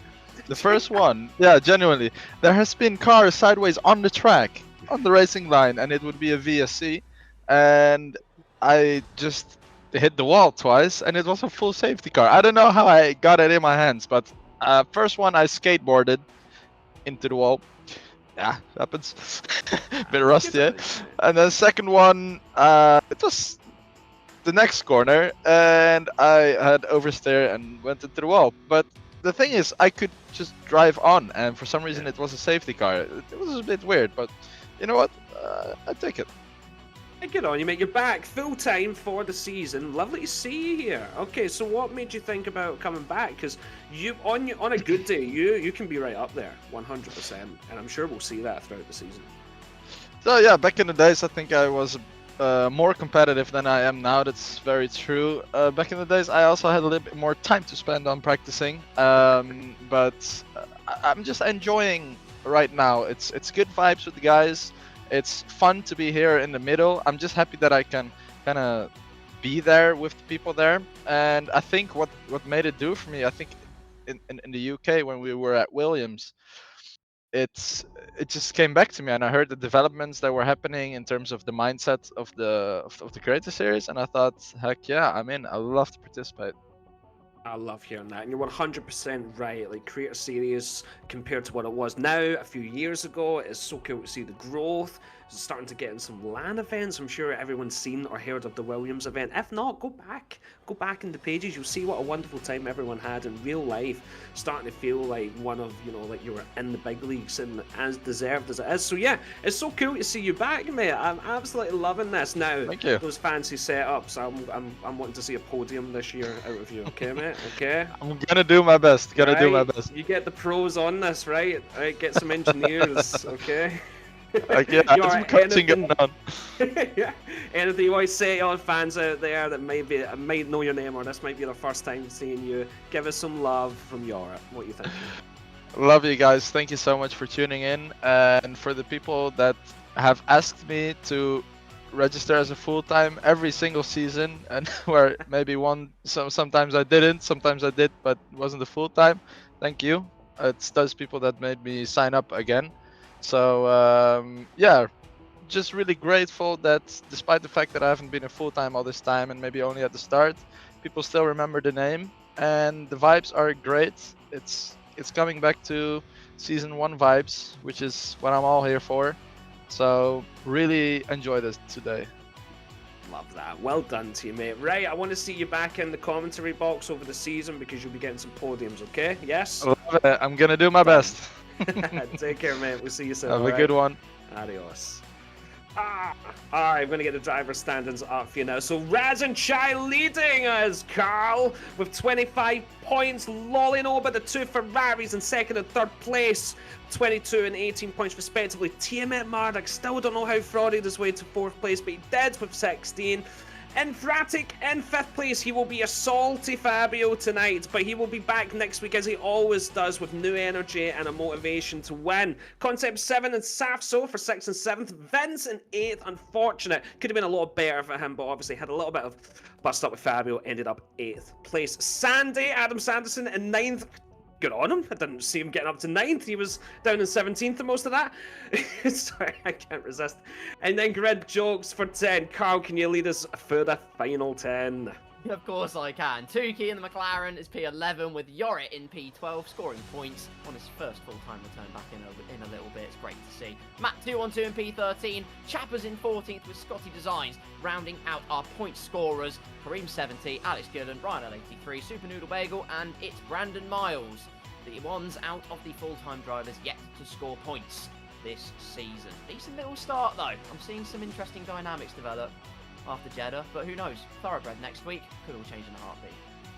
Yeah, and I'm sure once we get Gillen back, that'll just be Gillen wins, every week until the end. Right, love it. The two Toms, Tom Knight and Tom Wilkinson, were back. We heard you commentating throughout the race, but we've not heard a sort of end of race evaluation.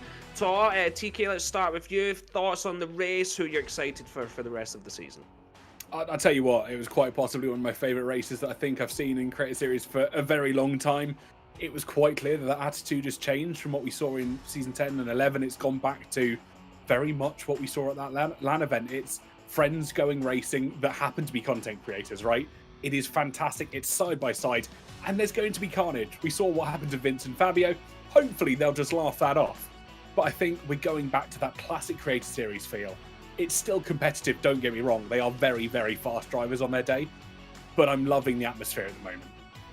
I love that. Tom Wilkinson, what are you thinking? Echoing a similar thing first, I think it was also really nice to see some different faces fighting towards the sharp end. Obviously Ben had a difficult time, came through really strong to finish fourth. We had Razin return to the top. We had Lolly staking a claim to being one of the fastest. I think himself and Razin were head and shoulders above everybody else tonight. We had Ricky in the podium fight. We had Fabio back up there. Vince was in there. Concept 7 was really strong as well. And I'd like to think we're going to continue to see that fluctuating throughout the season, have a lot of different names fighting towards the front. Yeah, I love that. Guys, I love this energy. We are back. Creator Series, Season 12, Round 1. I can't believe we're at 12 now. It's ridiculous from back in the day. There's going to be many, many more. I don't know about you guys, but I felt that energy. I felt that energy today. It was a bit more positive, We've put the qualms of the past in the past where they belong. We're happy, we're moving forwards. We've got just a nice, simple, last season 4, maybe the rules would get a bit much, maybe all these things were a bit much. It seems like we've stripped back, and this is just it. Go, race, have fun, shout, make content. And we're here for this, and I absolutely love it. It's been such a fun event, and I'm so happy to have done it with you three guys as well. Now, for people that like your attitude, that like your face, that want to see more of you in the future, if we could just go rounds, guys, give them your socials, where they can find you. Where can we find Tom Knight in the world? Oh, I'll tell you where you can't find me. It's in the trenches of Turkmenistan this time out. But you can find me on social media. I'm at They Call Me TK on pretty much every single social media. Tom Wilkinson. Likewise, you can't find me in the back streets of Belarus this evening. On TikTok and Instagram, it's wilco.com if you want to check me out over there. And the man with the plan and the clip book, Carl Peranic. Where can we find you? Creator Series winner. Well, I'll tell you where you can't find me. The nooks and crannies of Casablanca. You won't find me there. But let me tell you where you will find me. I have a pretty distinctive name, Carl Peranic. You'll probably find me there. Gents, an absolute pleasure. We're so back. We're so here for it. I love that. Above us, you can see our handles where you should be following us on all platforms: YouTube, Twitch, TikTok, Instagram, all the others. Find us. You will be seeing highlights throughout the week on these platforms. You'll see the best clips. All of our creators will be putting clips in. You will get to relive those moments from Saturday to Saturday until the next race. I'm Scott Taylor, I've been your presenter tonight. It's been an absolute honour to be back with all you lovely people. So please keep in touch with us during the week, and if we don't see you before then, we will see you next Saturday. And before we go, special heads up to Gareth Allen, who has been talking in our ears the entire night, keeping this show running and not breaking the system. All right, guys, from Creator Series, sponsored by EA, thank you very much. We'll see you next week. Take care.